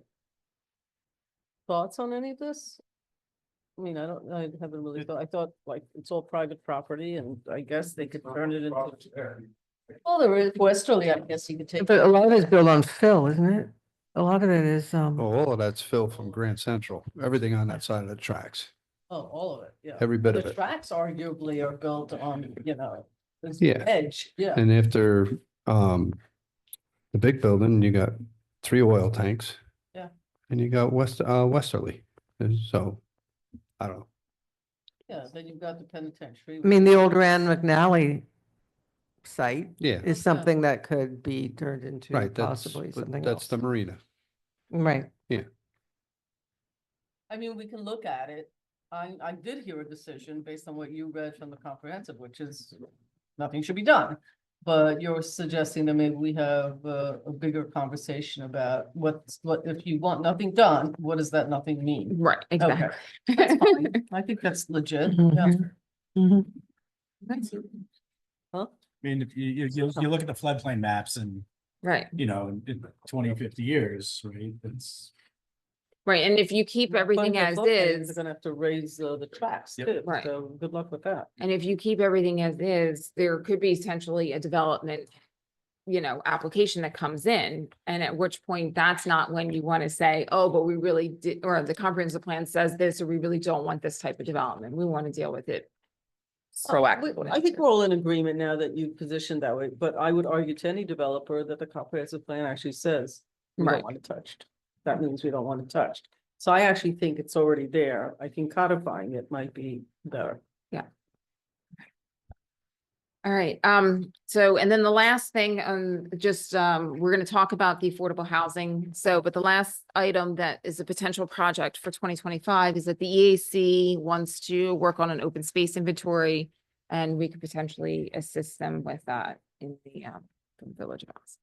I don't understand what is, So an open Who's space we? what? who's we will We- be assisting them. I with that? mean, we work with the EAC. I mean, we just collectively. Yeah, Me. so again, Valerie's sort of saying to the board, these are the things that we've heard from staff and from members of the board at various times are priorities for 2025. Are these still the board's priorities for 2025? The EAC would like to do an open space inventory. So if in fact the board said, we don't like that idea, that's dumb, instead spend time doing item 13 on this list. Please don't focus on that. So, Valerie is a consultant, so, we get billed for her time, certainly, so we just want to make sure that it's money Tell me spent. again what the, I see, it. I'm just gonna ask you a question. Tell me again what the, I know that Kate has spoken I'm about. sorry, Mayor, can you the- speak into the microphone? Kate, no, I'm sorry, I'm tired. I know Kate spoke about the open, tell me again, and we said, yes, go ahead, but then we needed to find people and, so what exactly is envisioned here? So it's, I think we would assist the EAC with information that they need, right, in order to come up with their open space inventory. And basically what it does is it identifies properties that are either, like a lot of times it's vacant, properties that maybe already have conservation easements, properties that are already dedicated as like, parkland. And what it really does is it provides basically an overview of what lands do you have, what are still potentially undeveloped in terms of like, forested areas, where are your more, naturally sensitive areas, things that you might want to consider preserving at some point, or might want to basically say, if this property is to be redeveloped, you should probably just avoid these certain areas versus other areas. So, I mean, you don't have many pieces of property left in the village where those situations arise, but it's worth, just. So really, this is gonna be a study to find Right, unused I mean, land. I think because the we don't have any. EAC really wants to know what's still out there, right? And so there's a lot of data already available on GIS, which is Right. the, software systems, and we can easily put together maps for them and just assist them with what it is. that I they mean, need to for do. me, I'm sorry, I said I only have one question. You're gonna, Please. you probably read my mind. I think the list that you have in front of you already is a lot of work. And that you just hit the nail on the head with the GIS maps. I have no problem helping them, but I think this is just one more added thing that I don't think is a high priority for us, in my Okay. opinion. So, there's probably a way to use PACE, and no offense to your consulting company, which is a private Right. company. But Maddie, there's gotta be a way, because this is such a typical, in fact, I saw some kid from Cornell did something up in Ithaca that they were showing at some presentation, because there's so much public information. I do think it's important because I've seen so many things come down from, other government entities that talk about how we have all this land for housing because they count 3 miles of the river as if it's property that can be developed for housing, because they don't have the right information. Like, it's not actually like, here's the land mass, this is a cemetery. Yes, we have 16 parks that equal like nothing, because a few of the parks are the size of people's living rooms. They're called park, like little like data points like that, that would be nice to once and for all, like get it on some spreadsheet somewhere. But I do think that we might want to put this together, and Kate, I think, works at the university, and get like Pace or somebody to do this as a project, because that's what other places do. Because to Bob's point, this might not be a high priority, but doesn't mean somebody can't maybe, or an intern. Even if we have to pay them, it better to Right. hire some student and let them work on a project, because this is really cutting and pasting public information and going and looking at it. That's fair. Yep. That can be done Right, and if that you end up way, and not by consulting firm that can be working on the other 12 items. I mean, I think we're saying the same thing, but I'm saying low priority, but I think it can still get done. Right, And and we and the may- money will be the money, right? Right. Kate had asked us for money, $2,500 or something, or 1,500 2 years ago. She just wasn't able to find someone, and things happen in Right, life. and I'd be happy to provide, the information or give it, Mm-hmm. direct people as to what needs to This happen. could be a so. good project, actually. Not for the people already busy. Right, no, I Someone get it. else. Okay, So we have a whole bunch of high priorities. Yes. A neutral, or at least like one member on Right. one thing, and a low priority on this one, is Right. the way I'm hearing so, the conclusion of this Yeah. list. so you'll Am I start. right about that? Is that what everybody heard tonight? Yeah. Okay. Right, so- What didn't make the list?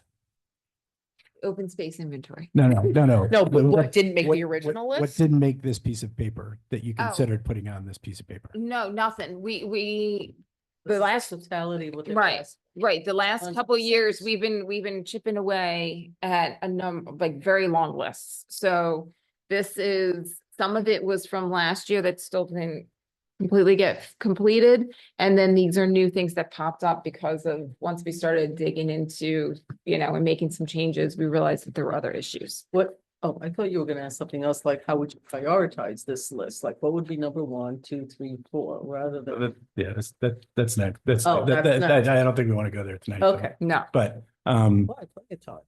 Kidding. Go ahead. but I actually went and looked for the lists from 24. I couldn't find it. If you could dig up if there was a list that if you could dig Yeah. up the 24 and 23 lists and send it, that'd be helpful. yeah. and Just so I can can send you- see I it. mean, I have an older memo that lists everything that was done and where we were, and so I'll send that to you. But in fairness, there might be a list, but board members may have said, yeah, no. Because the one thing that makes me nuts is every January we start with as if we haven't seen this already 3 times. And, once we say no, it should be a no for a while, right?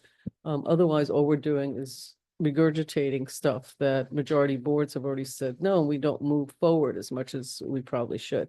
But it's a balance because the boards do change and a new board may find something different. Right. But for me, it's like, good to have the list, but if we said no or maybe or low priority, that should be delineated so that there's knowledge about that.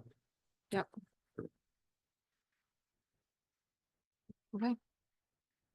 Okay. The next topic, is also, related to, evolving policies and practices for the village. So the affordable housing program, which was, established in, 2006, is getting on in years. So this has been a highly successful program. It's ran over the last 20 years with almost 20 years with relatively no issues. It's been smooth and it has benefited a lot of people. We've worked closely with IFCA Housing Network to administer the program. And we're looking at this now because, again, it's been nearly 20 years, but also this program has been funded by a fund that has now expired. We've talked to the board about that.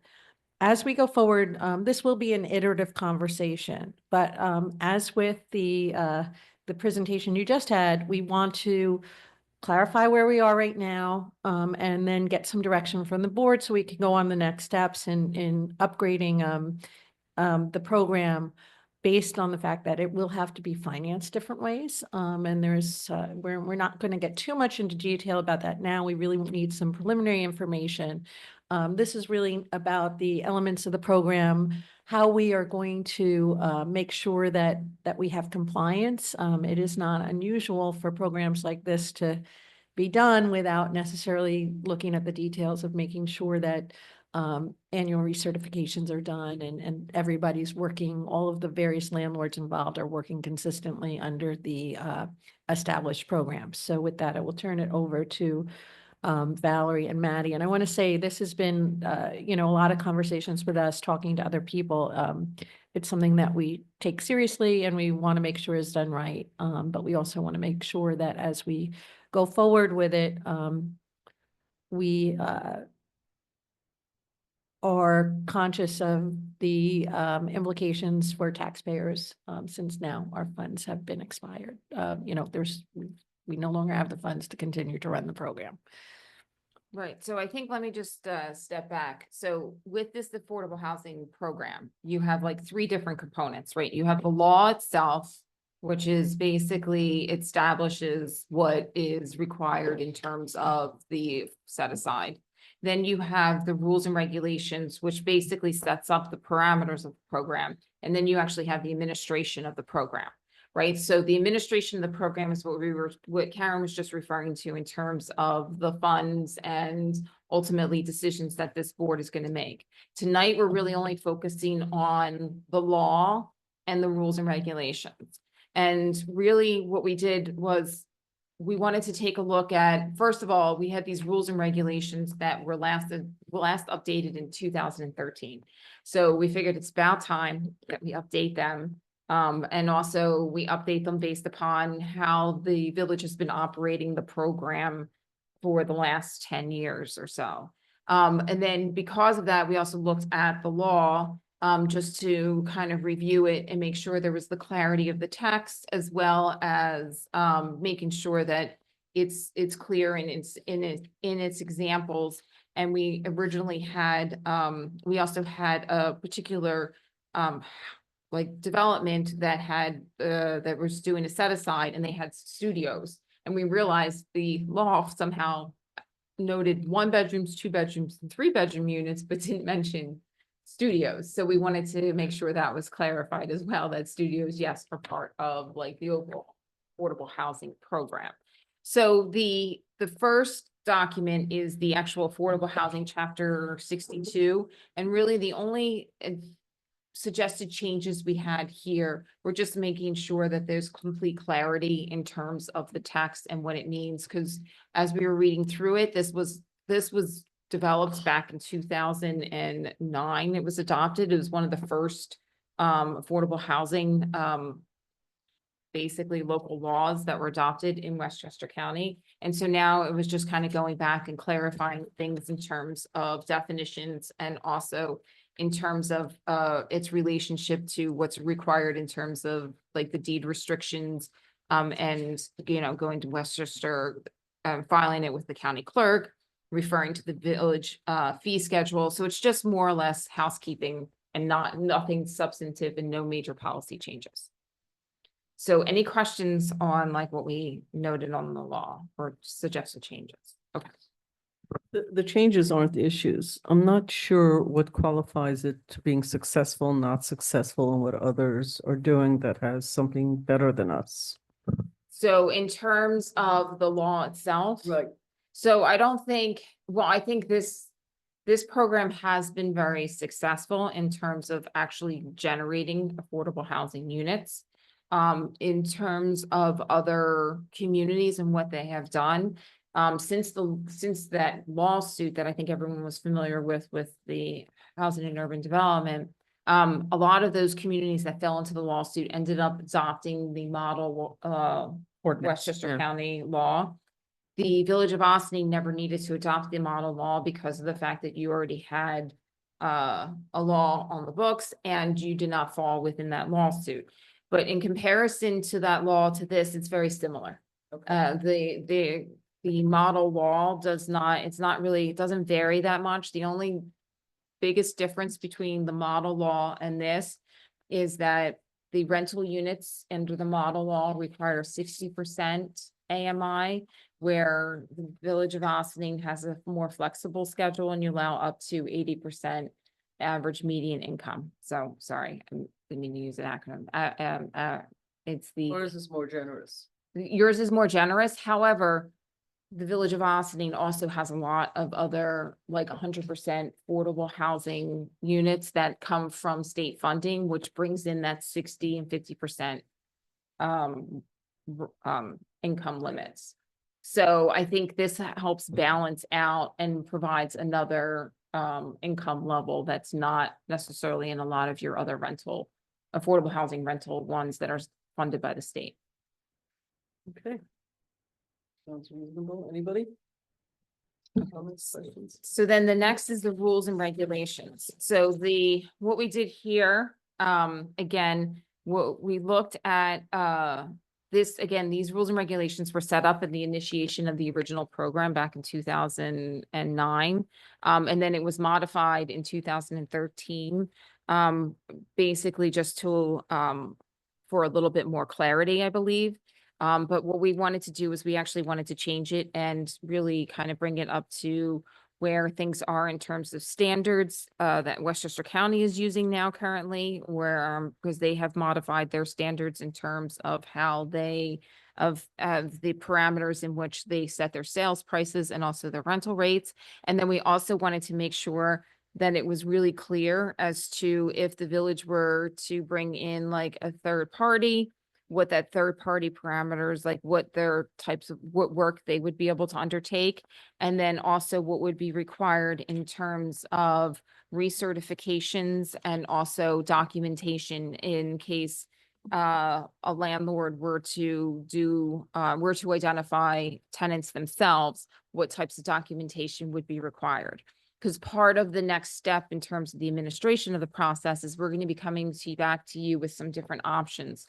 And some of them could be that, you bring in, you still have that third party reviewer, or that also identifies tenants, or you could have something where a landlord identifies their own tenants. And there's pros and cons to both, and that's another conversation for another day. That's But- the administrator conversation. Yes, Okay. but what we wanted to do is make sure the parameters were consistent in terms of what we typically do now and then what we'd want to do in the future. That we've been framing it internally is the what, the who, and the how, Yeah. and this is the what. Yes. And I'm hearing mostly, more or less, it's in line with Westchester County. Yes. The buyout, are there communities that buy out of this? I think a lot of communities have buyouts. I don't know too many of them that have really undertaken the buyouts. Well, there's at themselves. least 3 that do it continuously, Scarsdale being one of them. So, but they're not the only ones, just a couple up north here too. The question is, does ours have a buyout for Yes, you do have a future? buyout. Okay, so we're in line with basically what Westchester, the fact that nobody here does it, whatever. Right. But the point is, so pretty much up and down, it's pretty similar to what, I mean, we may have been the first and started the ball rolling, but it seems like now we're right in line. That's correct. Maybe everybody else is in line with us, I should say. Right. Seems that's more accurate. Okay, anybody have questions or comments? Riveting reading, by the way. I'm sure it was. Riveting. Best night's sleep I got last night. Just wait till the next chapter. Well, look, I don't want to jump ahead. But I am concerned about the lack of number of organizations, companies, whatever you want to call them, out there to be the third party, especially with housing. In the past 15 to, was this 2009, so Right. call it 2010, so 15 years or so that some things have changed. I wouldn't say revolutionary, but housing in New York's always been expensive, but there's now a lack of them. Right. And a stagnation of baby boomers who are not moving out of their houses. There's just a bunch of confluence of events. But I'm concerned, and I don't think you can do anything about it. They are who they are, and some are, I don't know what the options are, so I'm looking forward to that. People managing their own destiny, like landlords managing their own. Love to hear how that would work, because generally speaking, it's like corporations managing their own ethics. It's like, oh, okay, that works well. But like, if there are options, I'm looking forward to hearing about them. When we get to that point, we've considered all those things. I think, for that conversation, we'd be switching the onus right now. The village assumes the entire, work of vetting and, placing and, The making cost sure of, not the everything- labor of. the cost. Yeah. And the labor that's, there is some labor on our end, but the cost of it. That said, it's a, a pretty black and white process. The issue would be is looking how to put, and this can be done in the policy as a requirement of the policy, is that is part of the policy, and that is how the landlords comply. And there is a fee attached to that allows for either continuing the way we're doing it, and or maybe you want to do it on your own, okay, but you're audited and that's mandatory. So there's some things that, when we get to that Looking forward point, to it. I mean, we've that's- I think it's a we've challenge. talked about that. It is a challenge, but it's certainly doable in a way that we can maintain the high level of compliance that we have right now.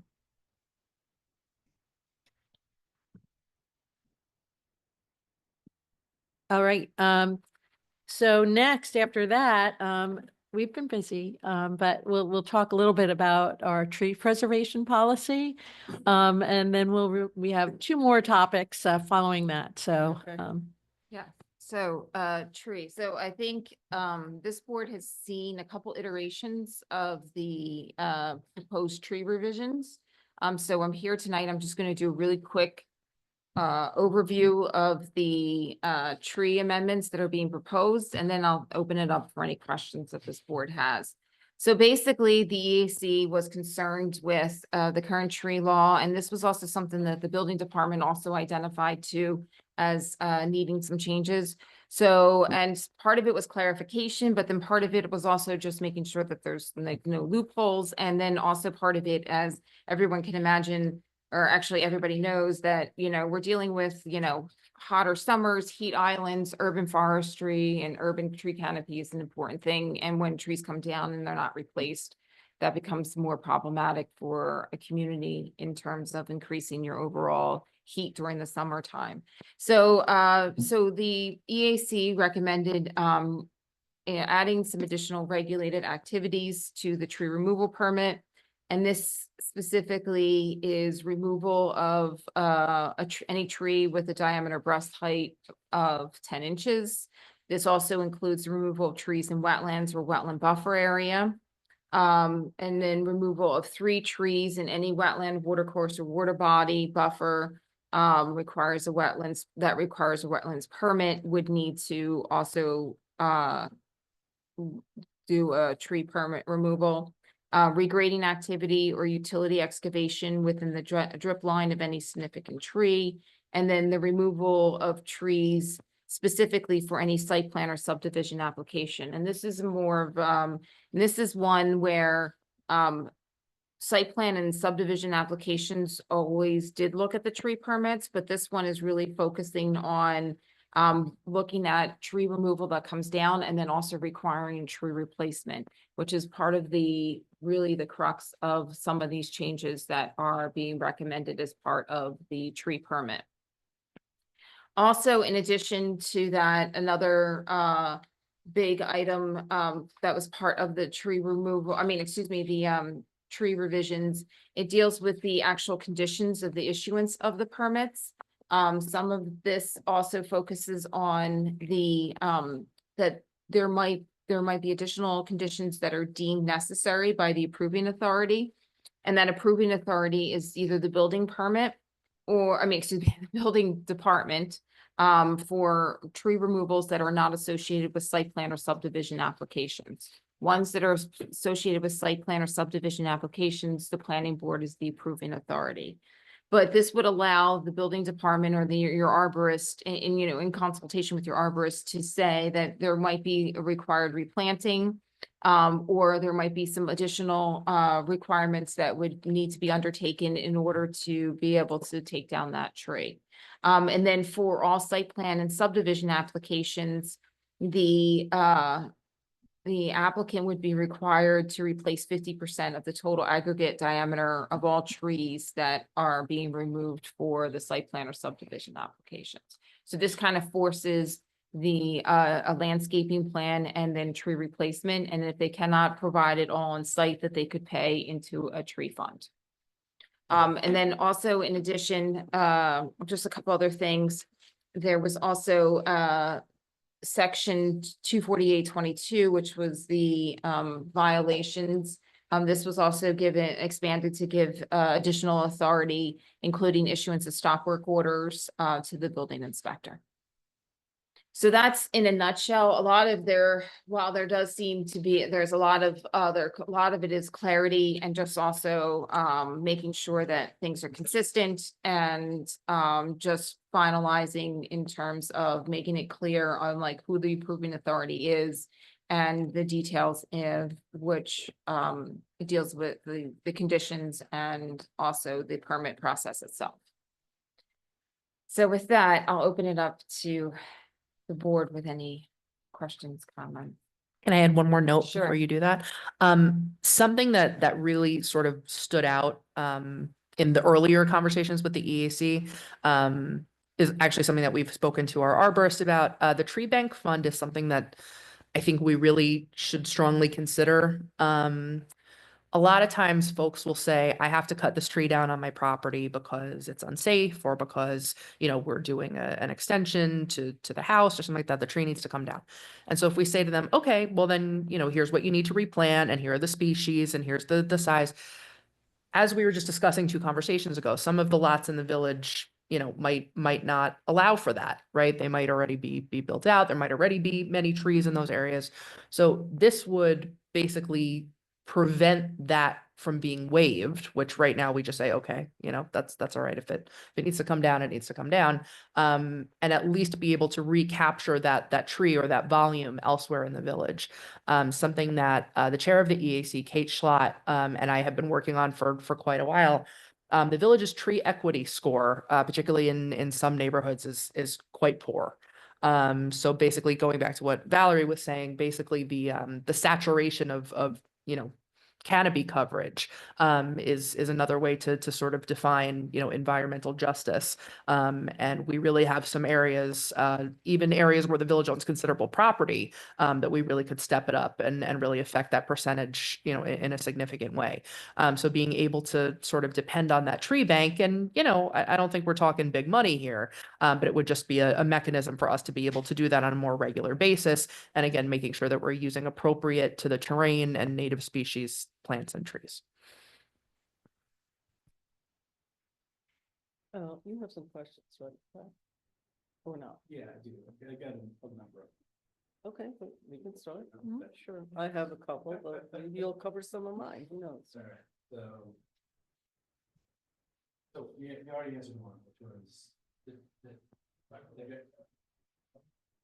you've already answered one, which was, have you identified areas in the village which could be applied for the tree, where the tree bank would be applied, right? So that was one for me, because it was like, okay, where would that actually go, right? So that's okay.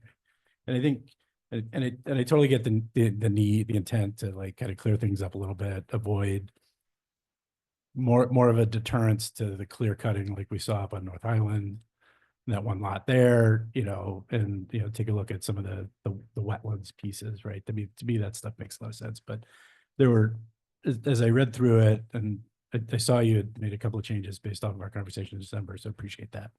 But I still have a bunch of questions just in terms of some of the definitional things, especially when it comes to like an everyday single family homeowner who's got to like try and read this and say, what do I got to do? Right. And so for me, I spent several hours reading it, and it was still kind of a struggle for me. Right. Right. And so there's some definitional little things, like one for me. Well, the first one for me is, the arborist the same as the tree warden? Yes, and we can clarify that. Okay. All right. So that's So we'll make it one One term. okay. So because they were used interchangeably in there, and so I wasn't sure. And so because of that, then Well, excuse me, Mhm. does a tree warden have to be an arborist? So we have, right, So the definition in our code as it stands today is individual, professional, and professional company appointed by the village board of trustees, who shall provide recommendations to the approving authority on the tree removal permit application. So the definition of tree warden does not include the word arborist. Right, so I think you have to do either or, because you're leaving yourself the opportunity. An arborist has a certificate, and there might be a year where we can't find arborists, but we can certainly appoint tree wardens, right? So I think you do have to keep both of them. You just need to be consistent in saying tree warden or arborist, or find a No. way to do that. There's a reason why we didn't do that, Mayor, because the arborist is the one qualified to review the application.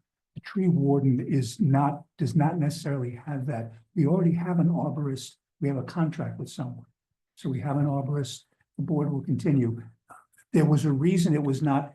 This was discussed with the EAC. For some reason, they did not want to use the terms interchangeably because it was a point but the fact of the matter is, the arborist is the one who will be reviewing it. So we can identify this person as in fact, and or the village arborist. But the bottom line is, that's the person who's reviewing the application, both for the land use board, planning board, and if necessary, for the building inspector, if so requested by the building inspector. right, and we'll just make sure, we'll review when the tree warden versus arborist is used to make sure that they're used appropriately, and if basically the tree warden is being used as like the term arborist is really being interchanged with tree warden, then maybe we'll consider just using arborist. So we'll clarify. Clarify that because the other implication of if it's the arborist that's got to review everything, but one of the things I think about as I read through this as from the view of a constituent is, how many conversations is this going to require to get through? Right. In terms of getting it actually kind of go. So there's an initial application and then it may or may not need to go to an arborist and then it may or may not require a drawing. It may or may not require stuff, right? So that to me is Right. adding workload to the ability potentially to the building department. Right, so what we can do is we can take a look at this because it really is the simple one tree removal. It's meant to be a very simple process. So we can just make sure that that is, you know what I mean, very clarified. It's really when it gets a little bit more complicated when you're dealing with multiple trees. And that's where it gets more complicated in terms of who you might want to come out. Well, that kind of makes sense to me, right? But there's also the clause towards the end of it, which says that the arborist must opine on whether or not every tree stub gets ground. Right. So they have to look at everything, right? So it's kind of, so if the arborist is going to have to look at everything, then that should be built into the fee from the start, so that there's not back and forth on the cost of an arborist that being added. Yeah, just to sort of speak to how it works right now, and I don't know that we have it perfect quite yet, but we're evolving. Right now, we charge a tree removal permit and it's a flat fee, and no matter how much back and forth it takes with the arborist, the applicant or property owner only pays that fee. To Trustee Yost's point, the arborist continues to charge the village if this requires, 8 or 9 iterations. She does consolidate her trips here. She tries very, very hard to be economical, but at the end of the day, her time has value. So I think that's an important point. Yeah. They can go back and forth. So I think that's good. And I'll try and go through these in generally pretty quickly, right? I do with the building department being the decision authority for building inspector being the decision authority. I do think that some of the criteria that were added make it a challenge, right? So, for example, in general, there were a significant number of criteria added to the decision. I was a little disappointed to see that the criteria 2 would be removed around, being able, like a tree removed, like substantially interfering with a permitted use, right? Because to me, that means that somebody who wants to remove a tree, the only reason that would allow them to remove a tree is hardship or disease, which is a separate situation, right? And so from a homeowner's perspective, there's a balance between hardship and the other sort of criteria, which I understand the interest in being environmentally friendly and being that, but like as I read through the criteria that were added, like, and I think I mentioned this to you, Maddie, like I can foresee a scenario where no permit gets approved because every tree removal has a deleterious effect on the general welfare of neighboring communities. That's like number 3, or actually renumber number 2, right? And so, like, if that's a criteria, that's the the top criteria. Like, that's okay. It's a negative effect on the neighboring community versus the use of the property. So to me, there's a balance question there, right? So I think one of the things is it's factors to be considered, not determinative. So those are things that like the building inspector could consider in terms of making it. I think one of the concerns that came from the EAC and even the building inspector himself is that there was a lot of people taking down trees to take down trees, right? And so, or they would say it was a dead tree or it was disease, and they would just, and so part of this is trying to prevent people from just taking down. Totally, and I totally understand that. I mean, we had somebody in at the last work session who did just that, like 7-8 years ago, right? They kind of clear cut the whole Well, place. he did more than that, but yes. Yeah. Right. Right. And so for me, just like the optics of the law, if it's the law and if it's, these are the 8 criteria, these are the 7 criteria that as to why you can't take it out versus hardship. That's, Your point is well taken, and this has been something we've been struggling with even with our past arborist. There is such a thing as property rights. And so, we're really walking a tightrope here between, telling people what they can and cannot do with something that's on their property and is their property, versus the perspective, the earth is everyone's property. I mean, we're walking a fine line, but I certainly understand that, and I understand Valerie's point that it's but one condition that the building inspector, should be looking at, but I hear you. so- Right, so- so yeah. If you have suggestions, or if there's particular ones that you have most concerns with, we can bring it back to the EAs. maybe there's another conversation. Okay. So this doesn't go too long. I think part of it is the size of the property. So if you have an acre of land, and you want to take down some pine tree, it's probably not damaging to your neighbor. It's in front of your window. When you moved in, it was a little baby, and now like you can't look out the window. So, and it's, mice are running around up to your roof, or raccoons, and you don't want it there. Like, it's not a hardship. It's just like ugly. But for most of our community, not the town, but the village, the reality is that moving trees affect your neighbors. So I live in an area where it's everywhere from small properties to an acre, right? I'm like somewhere on the lower side of the acreage. And there's a stream across the way. Every single person in the last 10 years, everyone that has moved in has chopped trees down the minute they get in there. I don't know why, because we didn't. We love the trees. One of the reasons we bought the house, and they're old trees. But they literally come in, and because some people just like grass, they don't like trees on their property. They want their kids to play ball. It has nothing to do with anything. It's not even aesthetics, frankly. Most of them thought that the village was going to come and take down the trees for free. I don't think they realized that you actually have to pay for it. It's unbelievable. And it's a shame because with the stream in the back, they've caused damage to the stream by taking out some trees. People don't know that. Many people, it's their first homes. Maybe it's their second home. They moved from a little home. But where there is very little land, every time you touch the ground, especially since we live on hills almost everywhere, you're affecting everybody. So it's not necessarily the planet, but it's arsenic, right?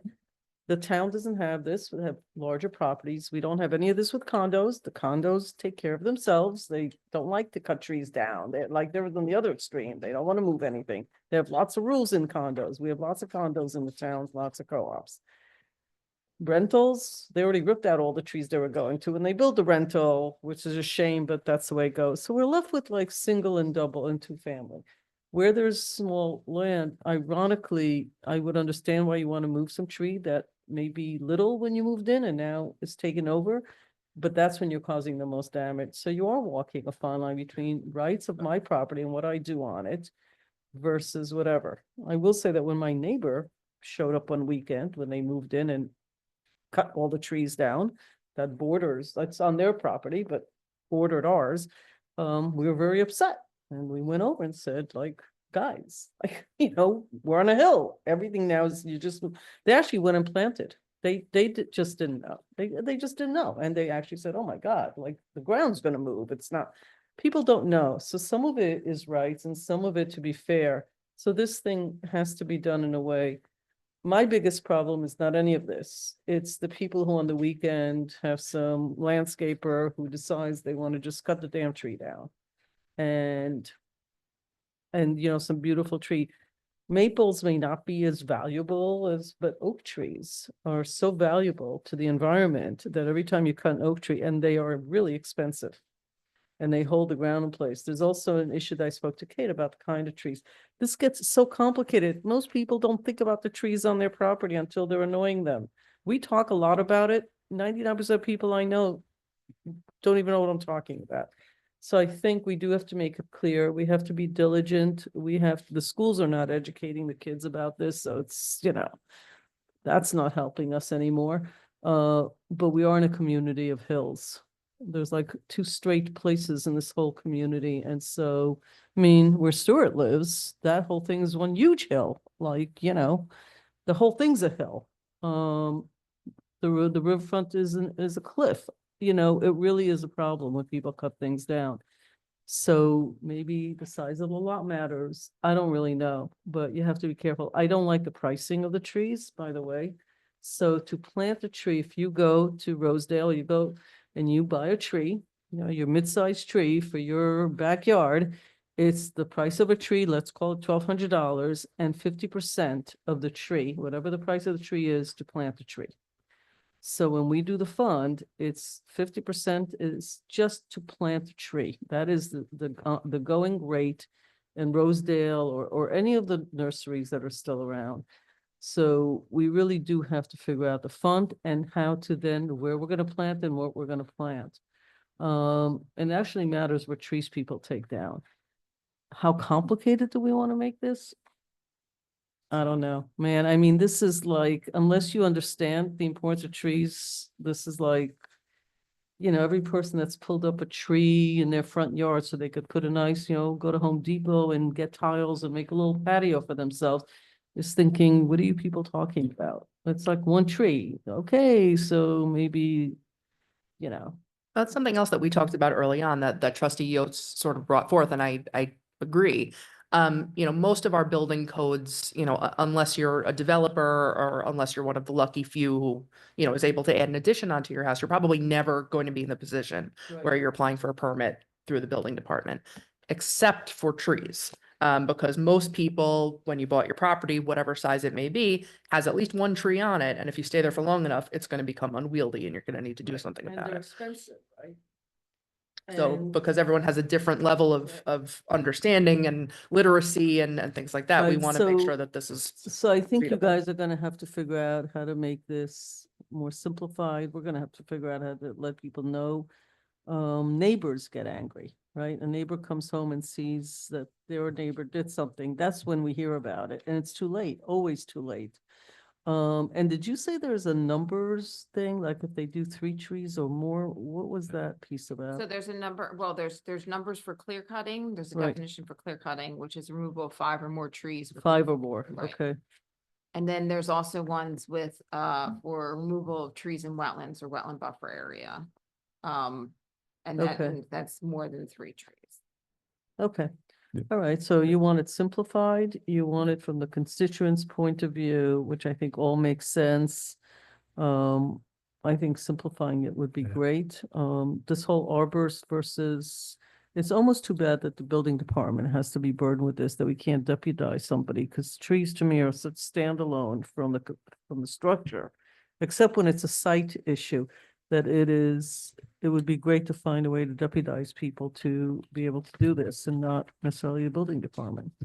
Well, maybe it might be helpful if trustee Yost attends an upcoming EAC meeting to kind of walk through with the EAC your concerns, and then they can Yeah. talk a little bit about their concerns, and maybe there's a way to come to Right. some sort of consensus on some of the more, I'm gonna say, complex issues. Yeah, I think I saw an EAC meeting on the 4th. So Do we have a fund already set up? We've just talked about it so much. Right. Okay, I'm happy to do that. No, I'm trying to do that. I'm coming back from NICOM, but I'll try and make sure I'm like stopped someplace and I can at least at a minimum call in Okay. from that. you know, they do it on perspective. Zoom, right? Yeah, they usually do it on. Right, so, but Okay. we can have a conversation about the clear cutting definition too, right? And I understand the purpose of that, like the time frame component of it, because you don't want somebody just be doing like 3 over time and say, well, I didn't, I don't need a permit, right? And so I understand that, but just trying to understand like how that actually works for, like, if I had to do 2 and then I had some issues and want to do landscaping, am I like retroactively penalized because I didn't get a clear cutting permit the first time or whatever? It's like, Right, I mean, I think this is like, a lot of this language is very similar in language in most communities that adopt. I think okay. it's really just trying to get a handle on people just. Like, you don't want people doing 3. Right. And then the only the last one for the day for today, and this is oh, it's kind of a Stewart question, actually. The significant tree requires the agreement of the homeowner.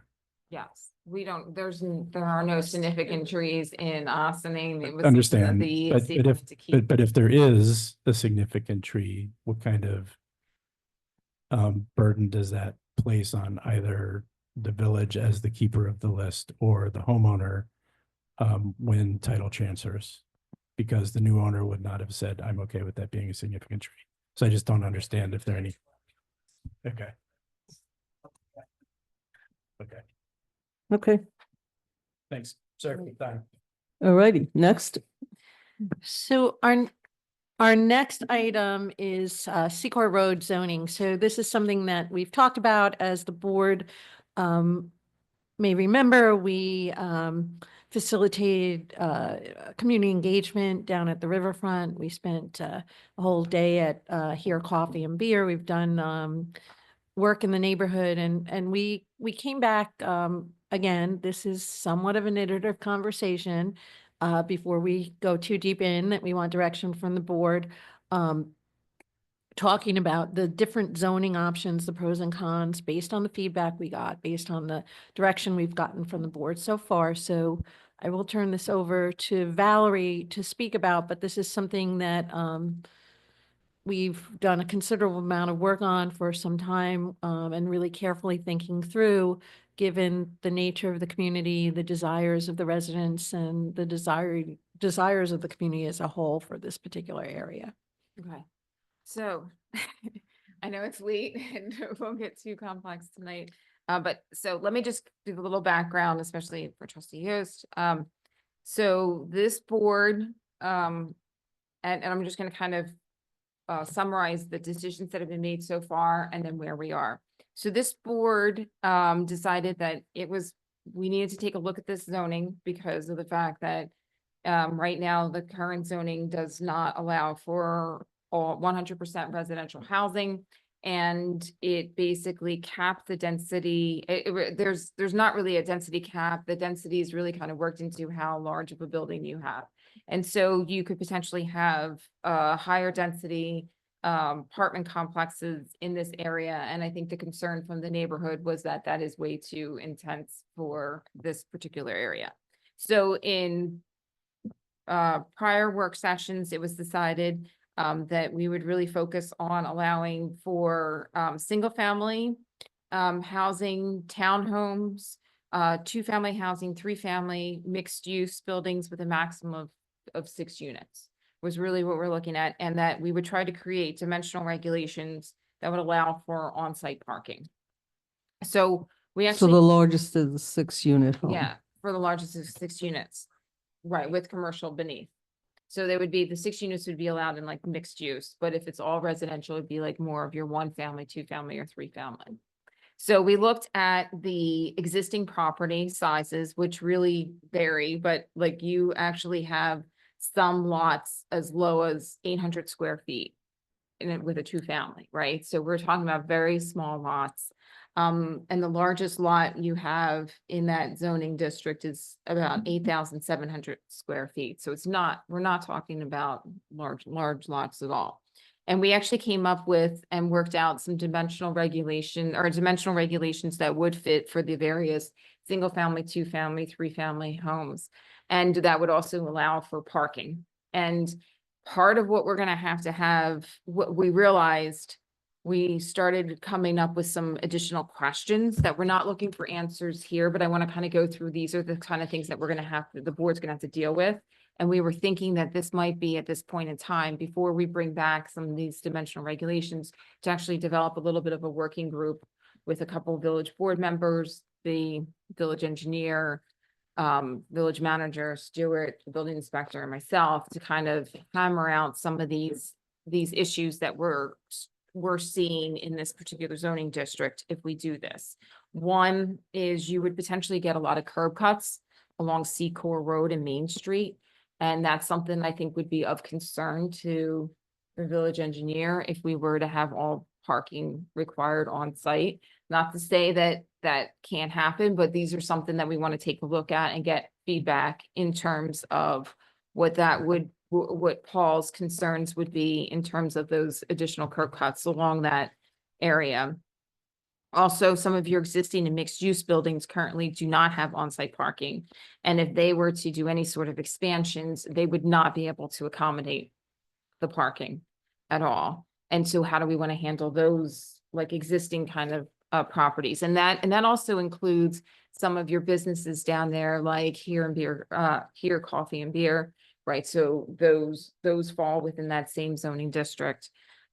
Should we consider splitting the area down by Depot Plaza from like the Secor Main Street area? So that's something else we might want to consider because they are kind of different in terms of their building types and then also topography and some of the issues that you might be dealing with in terms of being able to provide parking or not parking. There's also things in terms of some of the properties in this zoning district are extremely small, so that if new zoning is adopted, they would become non-conforming. So how do we want to handle those, right? Like, we need to have that conversation because no matter what, even when we created these dimensional regulations, it is like like some of the 2-family homes that are on that 800 square foot lot, it is just basically the building and that's it, right? So these are, so to say that we would be able to create more of that, I mean, you know, that's something we have to have that conversation.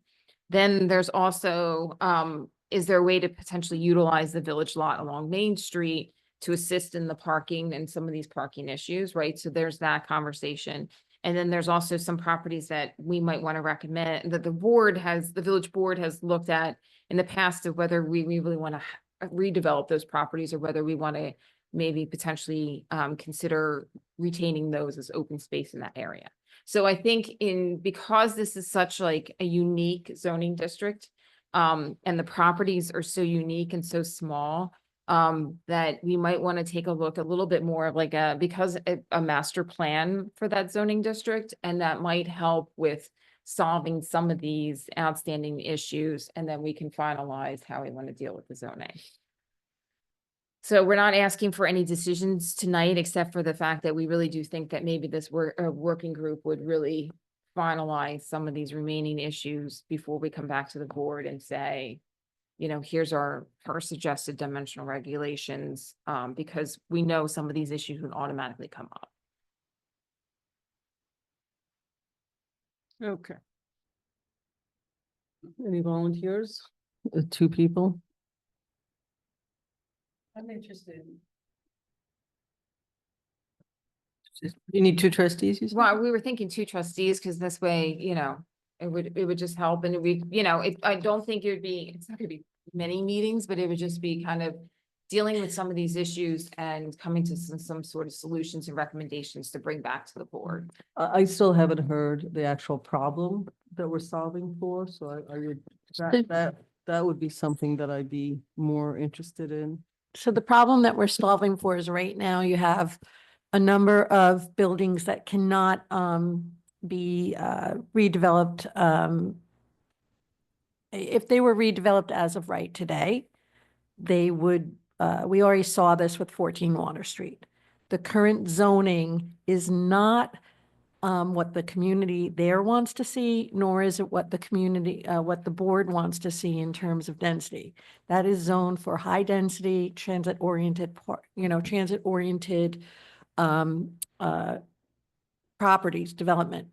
The challenge is that we know that that's not, that will be fought by the residents in that community. We've had this experience. And we also know that there's a desire of the broader community to look at this in a more, look at this from a position of lower density. Right now, the zoning is not reflecting what we've heard from the community, nor what we've heard from the board. So it puts a position where we're really at a loss to be able to develop what would be more acceptable there. You also have several properties that are really sitting vacant and deteriorating to the point of being a significant public nuisance and attractive nuisance for all sorts of unwanted issues that, you know, really aren't benefiting anyone in the community, nor are they benefiting the community at large. So we will continue to get people who will be looking our zoning, who want to develop based on the current zoning that we know you really aren't gonna, it's not gonna go well. So that's the problem that we're solving for.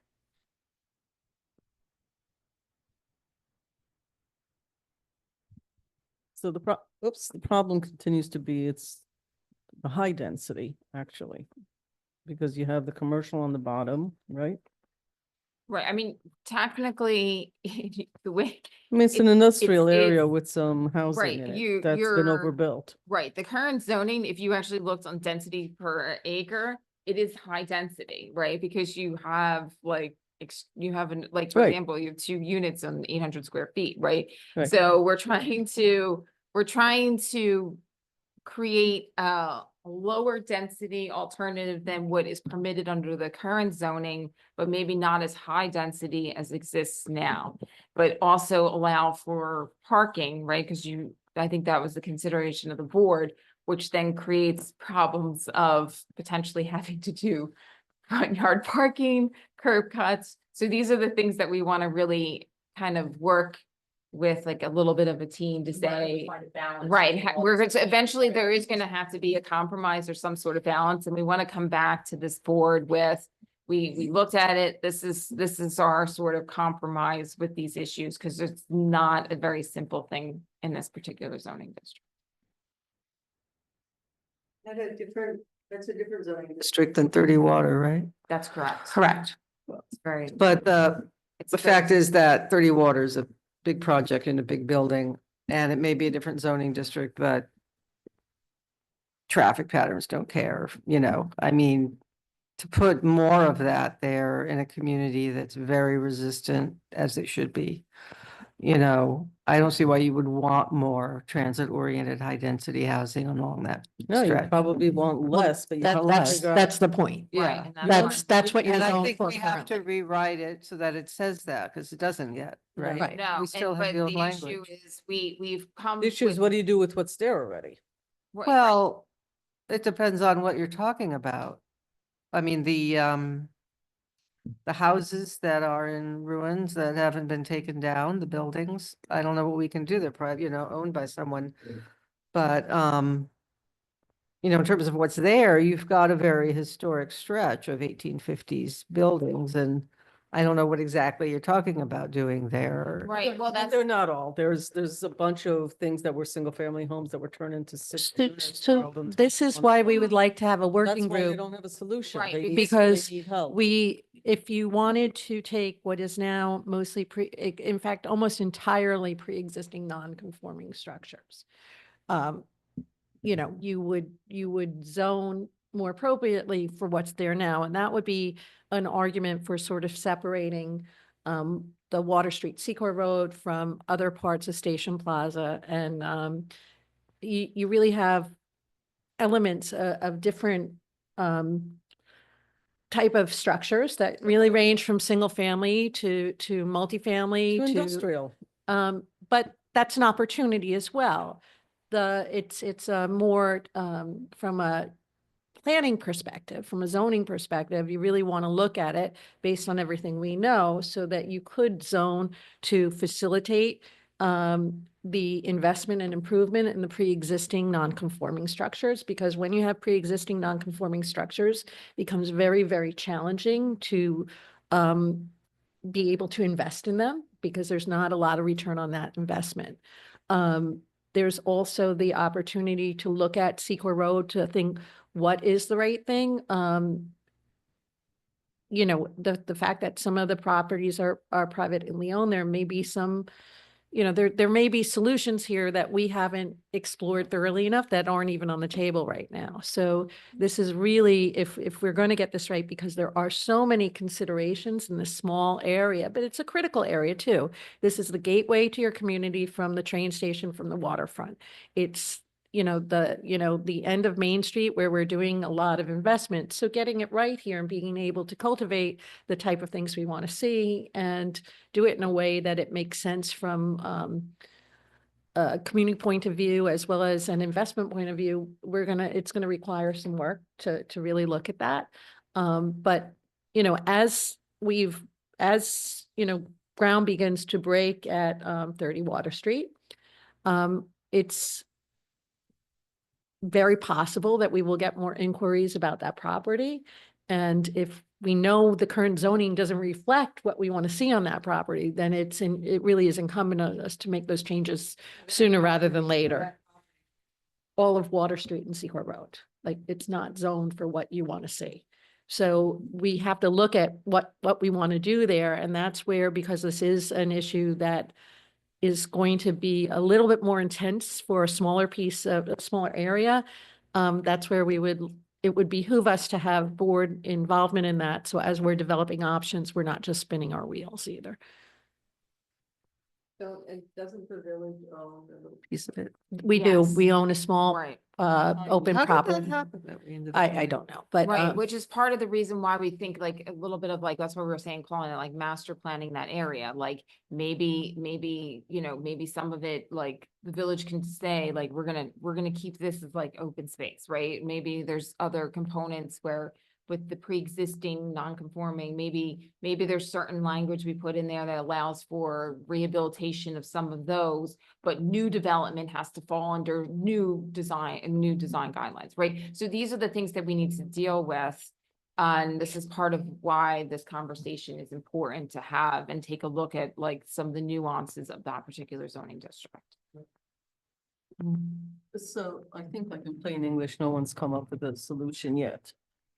We're a little stuck. That doesn't, there's probably lots of ideas, but every idea has a lot of pros and cons. Exactly, and that's what we. Like need to- otherwise, they don't need trustees and they don't need a committee because they would have come up with a recommendation. It's a complicated area, complicated by Metro North and a theater being there and the traffic patterns changing and, nobody used to want to live near the train stations. Now everybody wants to live near it's got so much stuff going on. The only thing we can conclude, however, and somebody bought that land. It was relatively recently bought those empty lots that are sitting there by an individual. It's not like it just happened, but it wasn't great before that either. A few years ago, but it's not like anything. I mean, it was bought that way. They were pretty vacant when they were bought. And they were not in great shape before then. That's why they went up on auction. So we have a bunch of conflicting things. So we need two boards. So Dana's available. I'm overloaded. I can't speak for Omar. You work all day long and all this stuff happens during the day. I don't know if you want to take something on, but maybe we should all just think about, our time commitment. I don't think, mean, if I not- can't speak for Omar, but he's not that available these days. That's fine. I mean, we could just, we can start with one. Yeah. We can I start mean, with I Dana. just think there isn't, it's not easy, right? Otherwise, somebody would have come up with a solution already. And no matter what we do, half the people would be really angry and half the people would be really happy. It's just the way it is. And I think that Manny at some point said we should do eminent domain and take the properties and start from scratch. But people live in these places. This is not like, well, you can on some properties pretty easily because they're vacant, we have a lot of vacant properties there. So, but it's complicated to do that and it's a cliff and, these are complicated. It's a complicated scenario. All of it is complicated. I don't think there's an easy solution there. No, there's not. So I think, and from what I'm hearing, I don't commute anymore, but from what I'm hearing, the commuters are back. Companies are back, the lots are full. We're gonna need for the next 5 years, like space for all these sites. That's already started, so another complication that 5 years ago didn't exist, but all of this, like everything else, you gotta like just take it apart. So I know you wanted two trustees. We are really busy. Yeah, no, that's fine. So As one is human fine. beings, we're really busy. So Dana has already raised her hand. I'll ask Omar if he wants to be involved. I don't think so. I don't know if you wanna, I think we. Yeah, I mean, really, we're just, it could be something too, like, I don't want to overburden. no. But I think the challenge is we don't want to come to you with a bunch of ideas that, it does help us facilitate and streamline processes on major projects when we, when at least two members of the board are at least aware, so that, for obvious reasons, it keeps us in a sense of we're going in the right direction. That said, we don't want to waste anybody's time. There's a tremendous amount of work that we can do and even have, periodic touch points to review it. Yeah, I was With thinking, a, So I so also, we don't have to spend a lot of time yeah. wasting so anybody else's I don't know time. if there's time is of the essence on this particular zone with all these other projects. Is this a request for, we want to start tomorrow? Is this a Well, request? we We want to have, start in June, like where are we? Right, so Because we- my time might be different in June. right, well, I mean, it's not of the total essence, but we do have dimensional regulation, like we have stuff that's kind of been developed. But now it's like, we realize that there are these bigger issues that we need to deal with before we come back and say, wow, this is the new dimensional regulations for the zoning district, because my guess is, Dana would say, what about the 18th century buildings that are there? And my answer would be, I don't know. That's a good question, so we want to kind of deal with some of these things so we can bring it back and say, this is our It's- overall. It would be plan. good if we could get started on it sooner rather than later, because this process is not necessarily as turnkey as some of our other No, ones. it isn't. Yeah. It's So also, again, we would try to be, and we can refine some of what we have and meet, we could, bring some of these ideas to another work session, but we thought that, getting some board engagement earlier rather than later would be helpful. And of course, Trustee White, we are always glad to have you involved, and work around your schedule to the degree that we can. Or, well, Right. your time is valuable for you and we'll facilitate meetings accordingly. I think it's also important that, and we have talked to staff internally too, but we really do have to have a meeting about traffic flow and things like that, because again, some of the ideas that we had that seem like, oh, we'll put townhouses, that would work and they could be small and not that dense, but the curb cuts on Secor Right. Road could prove to be enormously challenging as people are rushing to the train. I so- heard less density, not more stuff, right? So I think that's a challenge. Less is always a challenge, more is easier usually. So, I think this like probably agreement, especially by the people who currently live there.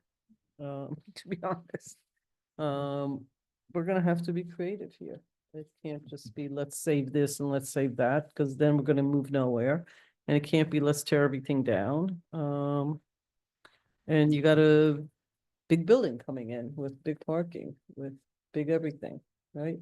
So, and the commuters are going back to work. Exactly. So that's gonna fill up. Westerly, the restaurant, doesn't have enough parking the way it was done, so they've got cars everywhere.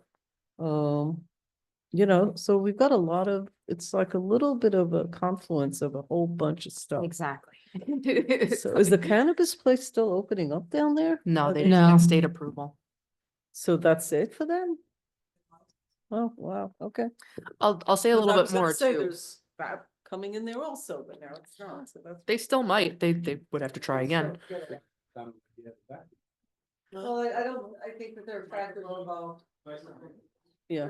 Mon- Factors Sorry, involved in can getting everyone one speak in the that microphone? he Thank you. just couldn't meet. If you want to get one in the first few rounds, Yeah. maybe someday, but Yeah, I don't know if we should state why he didn't get it, because he might still be going.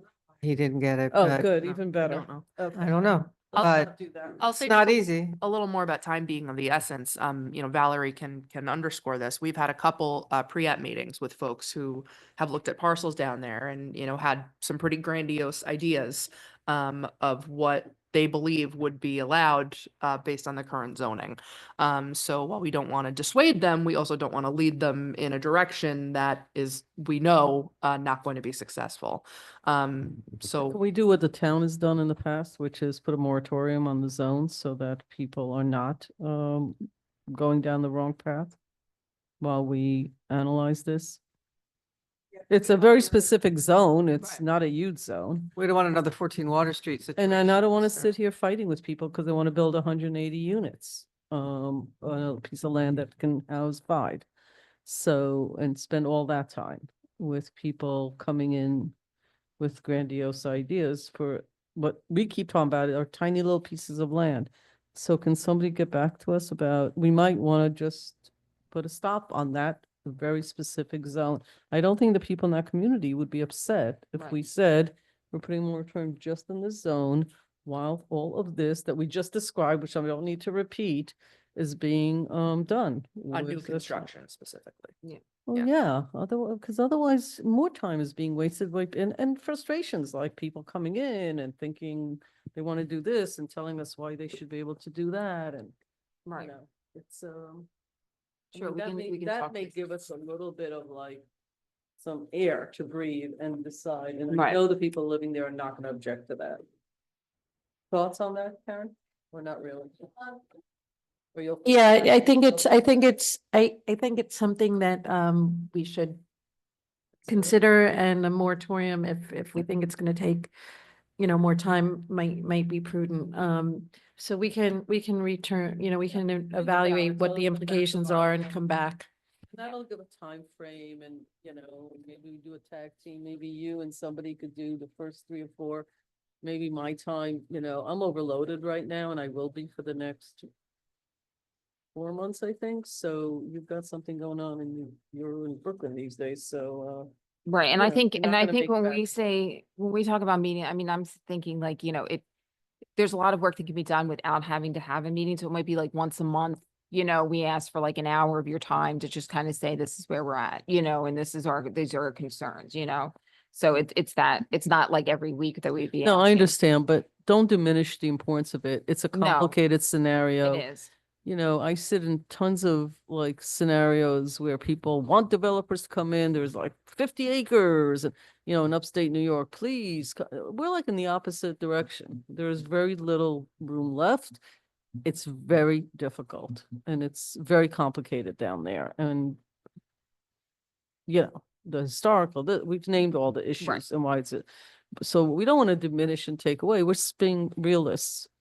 Yes, These absolutely. are not full-time gigs for us, and we're overloaded with commitments. We have Yeah. another with the 30 water. We have a bunch of things that the trustees are already committed to.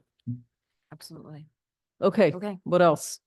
Agenda item is a review of the escrow fee schedule, so I will turn that over to Don't we have Valerie also, and this is not the Matt. final item, right? the final item for the work session. Right. Then we will adjourn to go into a special meeting Okay. for a resolution, but the final item for the work session.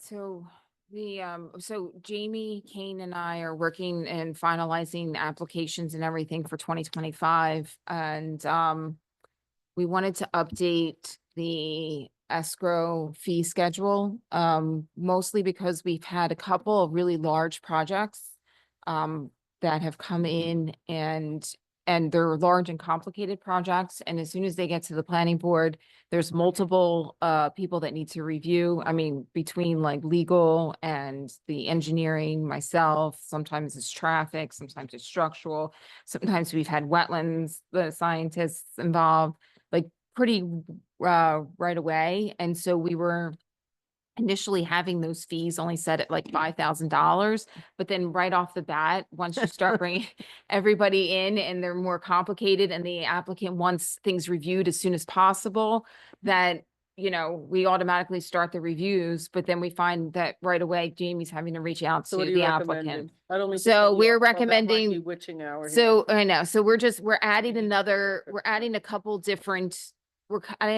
categories. One dealing with site plans greater than 10,000 square feet addition is $10,000. And then we were just increasing, and then we were adding a site plan amendment for greater than 5,000 square feet of changes. That's going to be $5,000. So these are ones that we know that are much larger and they require that additional funds right off the bat. And so that's really what we're adjusting. And then there's 2 others that we're adjusting, which is just site plan amendment, less than 5,000 square feet, and site plans for 1,500 to basically almost 5,000 I'm sorry, less than 1,500 square feet. We're recommending instead of $1,500, $2,000, because that should get them throughout like their whole entire approval process for the most part. So when I saw this, the only thing I have to ask, you did Sure. like, you went for a little regression analysis and you said, had we done it this way, the money would have been okay, or how did you? Yeah, Yeah, one says yeah, one says no. I'm Well, gonna- I mean, I'm not sure what Valerie's process is. I can say a little bit more, in that I believe there was no escrow policy until 2023 initially. And so basically what would happen is, Joe and the planner would basically look at an application, say, I don't know, what do you think? 12,000, yeah. This was an important first step because it helped to sort of formalize the process, which I think is really great. And it also helps us to, keep a little bit of a tighter lock on, what money's coming in and where and to whom. But I mean, in terms of, we give refunds if we can. This is How just, many funds you give in 2024? one. Okay, so you're charging, so it's too little. well, The difficulty though is that, some smaller developers will say, I just gave you a check Mhm. last week. I can't immediately turn around and give you a Right. different check. But they also don't want to give you a check for $50,000 at the beginning of the project. So kind of finding that happy medium here while still adjusting for costs. Costs go up. We haven't adjusted these since 2023, and we know some of our consultants, even the ones that we not personally are contracting, but geotech and all these their prices are going up too. So this is just a way to go back to the well a little bit less frequently, but I don't think it's going to stop us from having to do it at all.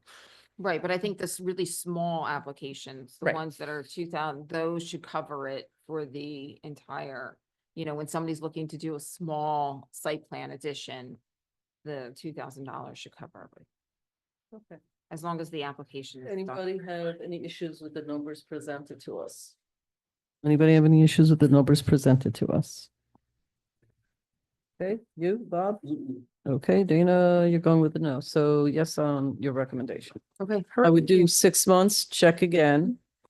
And I do feel bad that it costs so much money now to build, but that's the way it is. Next. Are we adjourning? Adjourn to special meeting. Okay, do we have a motion to adjourn to close this meeting? All in favor? Okay, we're now opening the special meeting, right? Yes, there's one resolution on the agenda, resolved with the fire chief of the officer. Uh, Couldn't be more on. It's Yeah, very I on. hear him. Thanks, Valerie. Resolved that the fire chief of the Austin Fire Department is authorized to accept a grant of $3,000 from Staying Alive Inc., P.O. Box 104, Armonk, New York, for water rescue equipment pursuant to the grant agreement. Do I have a motion? So moved. Second. What part do we have to add to that? I forgot. It was in there somewhere. It's $3,000, but we have to add something, no? Approximately $1,800. Okay, and this is mandatory stuff, I'm assuming, right? This is water rescue equipment. It's needed equipment. I'm going for, from today forward, what we need, what did you tell me? What's It's what nice we to need have and what what the must- want to have. The must-haves from the nice to haves. Have to have and the. Right, and the nice to haves and the must-haves. I'm assuming this is a must-have. I don't think it's a lot of money. That's not what I'm asking. So somebody, oh my God, Dale, you've been on all this time for this. Dale, is this what you would call a must-have according to what the guys told you, or a nice to have?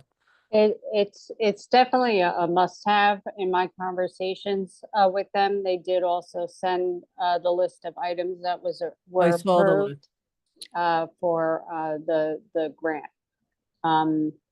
So definitely yes, and they do have the funds outside of the $3,000, which is the $1,823.73 in their operating budget. All right, so you heard the earlier conversation, so from today forward, until we get our stuff better understood, we're gonna define must-haves and nice-to-haves, so when you ask people who come to you, because they come to you oftentimes, to explain why it's Mhm. necessary. And just because they got a grant doesn't make it necessary. It has to have, and I'm not picking on this, Right. one, it just happens to be today's day one. Right, So, yes. it's good. Are we in the middle of a vote? All those in favor? Aye. Motion to adjourn the special meeting. So On moved. on a question, Oh, please. Dale, the 1,823.73, is that coming out of the fire department's budget? Yes, out of their 260 equipment line. Okay, thank you. Yeah. Sure. Yeah, what you said that. No? Okay, No problem. we voted on it. There's a motion to To adjourn. adjourn special meeting. So moved. Second. All in All in favor? favor? Aye. Adjourn. Thank you, ladies and gentlemen who have stayed with us, 10:28, and have a good evening, even though this was a fifth Wednesday. We were not here on the first, so thank you for sticking it out. We'll see everybody next week. The plane crash.